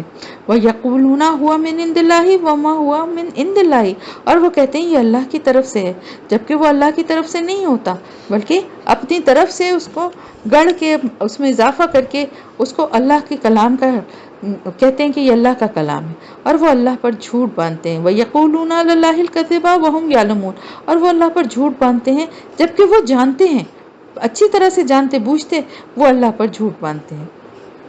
ما کان لبشر ان یؤتیہ اللہ الکتاب والحکم والنبوہ، اور کسی انسان کے لیے یہ جائز نہیں ہے کہ وہ اللہ تعالیٰ کو کی اس کتاب کو اس کی اللہ تعالیٰ تو اس کو کتاب، حکمت اور نبوت عطا فرمائے، یعنی یہ کسی انسان کے شایع نشان نہیں ہے، کسی کو یہ نہیں ہے۔ ثم یقول للناس کونوا عبادا لی من دون اللہ، اور اللہ کسی کو کتاب، حکمت اور نبوت عطا فرمائے اور پھر وہ لوگوں سے کہنے لگے کہ میرے بندے بن جاؤ اللہ کو چھوڑ کر۔ یہ عیسائیوں کی طرف اب اشارہ ہو رہا ہے کہ اللہ تعالیٰ نے ان کی طرف عیسیٰ ابن مریم کو بھیجا، انہیں کتاب دی، حکمت دی، نبوت دی، معجزات دیے۔ تو حضرت عیسیٰ علیہ السلام ان سے یہ کیسے کہہ سکتے تھے کہ تم اللہ کو چھوڑ کے مجھے اپنا معبود بنا لو، اپنا الہ بنا لو؟ وَلَٰكِن كُونُوا رَبَّانِيِّينَ بِمَا كُنتُمْ تُعَلِّمُونَ الْكِتَابَ وَبِمَا كُنتُمْ تَدْرُسُونَ، بلکہ وہ تو یہی دعوت دے گا کہ اللہ والے بن جاؤ، اللہ کے اوپر ایمان لاؤ، اس وجہ سے کہ تم لوگوں کو کتاب کی تعلیم دیتے ہو اور تم خود بھی اس کو پڑھتے ہو، یعنی کتاب الہی کو پڑھنا، دین کا سیکھنا سکھانا اس لیے ہونا چاہیے کہ لوگوں کو اللہ کا بندہ بنایا جائے، نہ یہ کہ اپنا بندہ بنا لیا جائے، اپنی مرضی کی باتیں ان سے کہی جائیں اور ان کو یہ بتایا جائے کہ یہ اللہ کا حکم ہے، نذرانے وصول کیے جائیں، مختلف قسم کے چڑھاوے اور مختلف قسم کی ان سے پیسے اور معاملات ان سے اپنے معاملات ان سے طے کیے جائیں، اور یہ کہا جائے کہ یہ سب کچھ اللہ کی کتاب میں بتایا گیا، جبکہ اللہ کی کتاب کا تقاضا کیا ہے کہ دین کو سیکھا جائے، سکھایا جائے، قرآن کو پڑھا جائے، پڑھایا جائے، درس و تدریس ہو، اس پر عمل کرنا، لوگوں کو بتایا جائے کس طرح عمل کرنا ہے، لوگوں کو اللہ کا بندہ بنایا جائے۔ اور نہ کبھی وہ تمہیں اس بات کا حکم دے گا کہ تم فرشتوں کو اور انبیاء کو رب بنا لو، جیسے کہ مشرکین مکہ نے فرشتوں کو رب بنا لیا تھا اور ان کے نام پر لات، منات اور عزا جیسی مورتیاں بنا لی تھی، جبکہ عیسائیوں نے اللہ کے نبی حضرت عیسیٰ علیہ السلام کو اپنا رب بنا لیا۔ ایامرکم بالکفر بعد اذ انتم مسلمون، کیا وہ تمہیں کفر کا حکم دے گا اس کے بعد کہ تم مسلم ہو چکے ہو؟ یعنی اللہ کا وہ بندہ جسے اللہ نے کتاب، حکمت اور نبوت عطا کی ہوگی، وہ کیا تمہیں کفر کا حکم دے سکتا ہے جبکہ تم فرما برداری اختیار کر چکے ہو؟ اور یاد کرو جب اللہ نے تمام انبیاء سے ایک عہد لیا تھا۔ کیا عہد لیا تھا؟ جو کچھ بھی میں تمہیں کتاب اور حکمت عطا کروں، پھر تمہارے پاس آئے کوئی اور رسول جو تصدیق کرتا ہو اس کی جو تمہارے پاس پہلے سے موجود ہے، تو تمہیں لازماً اس پر ایمان لانا ہوگا اور اس کی مدد کرنی ہوگی۔ یعنی ہر نبی سے، تمام نبیوں سے اللہ نے یہ عہد لیا تھا کہ جن کی کتاب اور حکمت جو بھی میں تمہیں عطا کر رہا ہوں وہ اس وقت تک ہے، پھر اس کے بعد کوئی اور رسول جو اس کی تصدیق کرتا ہوا آئے گا جو تمہارے پاس پہلے سے موجود ہے، تو تمہیں لازماً اس پر ایمان لانا ہوگا، کیونکہ نبی اور رسول جو ہیں وہ تو ختم ہو جائیں گے، لیکن وہ عہد ان کی امت میں جاری رہے گا۔ تو ان نبیوں کو یہ عہد لیا گیا تھا کہ وہ اپنی امت کو بھی اس بات کی ہدایت کریں گے، اور ہر نبی نے اپنی امت کو اس بات کی ہدایت کی تھی کہ جو رسول آئے گا، یعنی حضور صلی اللہ علیہ وسلم کے بارے میں یہ بات ہے کہ آپ صلی اللہ علیہ وسلم کو خاتم النبیین بتایا گیا، تو یہ سب نبیوں سے کہا گیا تھا، اور سب نبیوں نے اپنی امتوں کو اس بات کی تلقین کی تھی کہ جب وہ رسول آئے گا، وہ نبی آئے گا جو کہ اس کی تصدیق کرتا ہوگا، کیونکہ آپ صلی اللہ علیہ وسلم جو ہیں اور ہم مسلمان بھی تمام کتابوں اور رسولوں کی تصدیق کرتے ہیں نا، تو تمہیں بھی لازماً اس پر ایمان لانا ہوگا اور اس کی مدد کرنی ہوگی۔ بالکل اسی طرح جیسے کہ حضرت عیسیٰ علیہ السلام جب آئیں گے دوبارہ دنیا میں، ان کو بھیجا جائے گا، تو وہ اپنے انجیل اور اپنی اس پہ نہیں عمل کرنے والے نہیں ہوں گے، بلکہ وہ اس قرآن آپ صلی اللہ علیہ وسلم کو ہی رسول، آخری رسول مان کے ان کی پیروی کریں گے، اور اس کتاب کی اور جو اسلام کے احکامات ہیں ان پہ چلنے والے ہوں گے۔ تو پھر اللہ نے فرمایا کہ کیا تم نے اقرار کر لیا ہے اور میری ڈالی ہوئی اس ذمہ داری کو قبول کر لیا ہے؟ انہوں نے کہا ہم نے اقرار کیا۔ تو انبیاء اور رسول سے یہ عہد عالم ارواح میں لیا گیا تھا، جس طرح سے تمام انسانوں سے عہد الست لیا گیا تھا، الست بربکم، تو سب نے کہا تھا قالوا بلا۔ اللہ نے پوچھا تھا کیا میں تمہارا رب نہیں ہوں؟ انہوں نے کہا، سب انسانوں نے کہا تھا، تو ان کی روحوں نے کہا تھا کہ کیوں نہیں۔ تو پھر اسی طرح جنہیں نبوت ملنے والی تھی ان کی روحوں سے اللہ نے ایک اضافی عہد یہ لیا تھا کہ میں تمہیں نبی بنا کر بھیجوں گا، تو تم اپنی امت کو یہ ہدایت کر کے جانا کہ تمہارے بعد جو نبی بھی آئے اس پر ایمان لانا اور اس کی مدد اور اس کا ساتھ دینا۔ قال فاشهدوا وانا معكم من الشاہدین، اللہ تعالیٰ نے کہا اب تم بھی گواہ رہو اور میں بھی تمہارے ساتھ گواہوں میں سے ہوں۔ وَمَن تَوَلَّى بَعْدَ ذَلِكَ فَأُولَٰئِكَ هُمُ الْفَاسِقُونَ، تو جس نے بھی منہ موڑ لیا اس کے بعد تو یقیناً وہی لوگ ہیں فاسق، نافرمان، سرکش۔ اور فغیر دین اللہ یبغون، تو کیا یہ اللہ کے دین کے سوا کوئی اور دین چاہتے ہیں؟ جبکہ آسمانوں اور زمین میں جو بھی ہے وہ اللہ کے سامنے سر تسلیم خم کیے ہوئے، سر جھکائے ہوئے اطاعت میں، چاہے خوشی سے اور چاہے مجبوری سے، طوعاً و کرہاً، یعنی خوشی سے یا مجبوری سے، اور اسی کی طرف ان سب کو لوٹایا جائے گا۔ قل آمنا باللہ وما انزل علینا، کہیے ہم ایمان لائے اللہ پر اور جو نازل کیا گیا ہم پر، وما انزل علی ابراہیم و اسحاق وما انزل علی ابراہیم و اسماعیل و اسحاق و یعقوب و الاسباط، اور جو کچھ نازل کیا گیا ابراہیم، اسماعیل، اسحاق، یعقوب علیہ السلام اور ان کی اولاد پر، وما اوتیا موسیٰ و عیسیٰ والنبیون من ربہم، اور جو بھی موسیٰ، عیسیٰ علیہ السلام اور تمام انبیاء علیہ السلام کو دیا گیا ان کے رب کی طرف سے، لا نفرق بین احد منہم ونحن لہ مسلمون، اور ہم ان میں سے کسی کے مابین، کسی کے درمیان کوئی تفریق نہیں کرتے، ہم تو اللہ ہی کے فرما بردار ہیں۔ ومن یبتغی غیر الاسلام دینا فلن یقبل منہ، اور جو کوئی اسلام کے سوا کوئی اور دین اختیار کرنا چاہے گا تو وہ اس کی طرف سے قبول نہیں کیا جائے گا، وَهُوَ فِي الْآخِرَةِ مِنَ الْخَاسِرِينَ، اور پھر آخرت میں وہ خسارہ پانے والوں میں سے ہو کر رہے گا۔ کیف یہدی اللہ قوما کفروا بعد ایمانہم، کیسے ہدایت دے گا اللہ ان لوگوں کو جو ایمان کے بعد کافر ہو گئے اور انہوں نے گواہی دی کہ یہ رسول حق ہیں۔ یعنی اہل کتاب جب آپس میں باتیں کرتے تھے تو یہ کہتے تھے کہ یہ واقعی اللہ کے آخری نبی ہیں اور ہماری کتاب میں جو پیشن گوئیاں تھیں ان کے مطابق جو وہ ہیں وہ سب سچ ان کے اوپر، یعنی ان کے اوپر سب سچ ثابت ہو رہی ہیں، ان کو پوری اچھی طرح اندازہ تھا، لیکن اس کے باوجود بھی کیا کرتے تھے کہ ایمان نہیں لاتے تھے۔ ان کے دل حالانکہ اس کی گواہی دے چکے تھے کہ اللہ کے رسول جو ہیں برحق ہیں، وجاءہم البینات، اور ان کے پاس کھلی کھلی نشانیاں بھی آ چکی ہیں۔ واللہ لا یہدی القوم الظالمین، اور اللہ ایسے ظالموں کو ہدایت نہیں دیتا۔ اولئک جزاؤہم ان علیہم لعنت اللہ والملائکۃ والناس اجمعین، یہی وہ لوگ ہیں کہ جن کا بدلہ یہ ہے کہ ان پر اللہ کی، فرشتوں کی اور تمام انسانوں کی لعنت ہے، خالدین فیہا، اور اس میں وہ ہمیشہ رہیں گے، یعنی اس لعنت میں وہ ہمیشہ رہیں گے، لا یخفف عنہم العذاب ولا هم ینظرون، اور ان کے عذاب میں کوئی تخفیف نہیں کی جائے گی اور نہ ہی ان کو کوئی مہلت دی جائے گی۔ الا الذین تابوا من بعد ذلک واصلحوا، سوائے ان کے جو کہ اس کے بعد توبہ کر لیں اور اصلاح کر لیں، یعنی جو سچے دل سے ایمان لے آئیں پھر عمل صالح کرنے لگیں، تو پھر ان کے لیے فَإِنَّ اللَّهَ غَفُورٌ رَحِيمٌ، یقیناً اللہ تعالیٰ بخشنے والا، رحم فرمانے والا ہے، یعنی توبہ کا دروازہ بند نہیں ہے ان کے لیے بھی۔ ان الذین کفروا بعد ایمانہم ثم ازدادوا کفرا، بے شک جن لوگوں نے کفر کیا اپنے ایمان کے بعد پھر وہ اپنے کفر میں بڑھتے چلے گئے، یعنی حق کو پہچان لینے کے بعد چاہے مانا ہو زبان سے یا نہ مانا ہو، لیکن وہ کفر کرتے ہی رہے، زبان سے ماننے کے بعد مرتد ہو جاتے، اور اگر نہیں بھی مانا تو بھی منافق تھے اور اپنے پھر کفر میں بڑھتے چلے جاتے ہیں۔ تو ان ایسے کافروں کے لیے کیا ہے، ان کی توبہ کبھی قبول نہیں ہوگی، لن تقبل توبتہم، یعنی ان کی توبہ کبھی قبول نہیں ہوگی۔ وَأُولَئِکَ هُمُ الضَّالُونَ، اور وہ یقیناً گمراہوں میں سے ہیں۔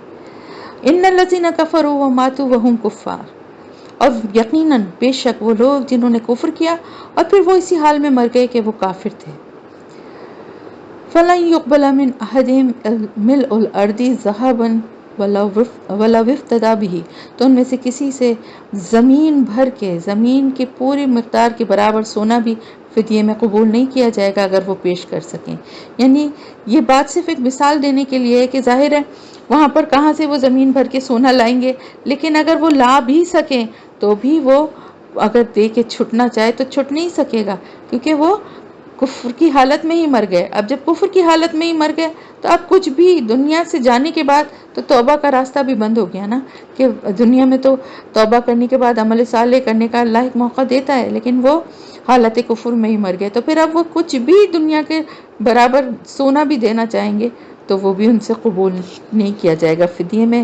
اولئک لہم عذاب علیم وما لہم من ناصرین، اور یہ وہ لوگ ہیں جن کے لیے دردناک عذاب ہے اور نہیں ہوں گے ان کے لیے کوئی مدد کرنے والے۔ الحمدللہ ختم ہو گیا آج کا سپارہ۔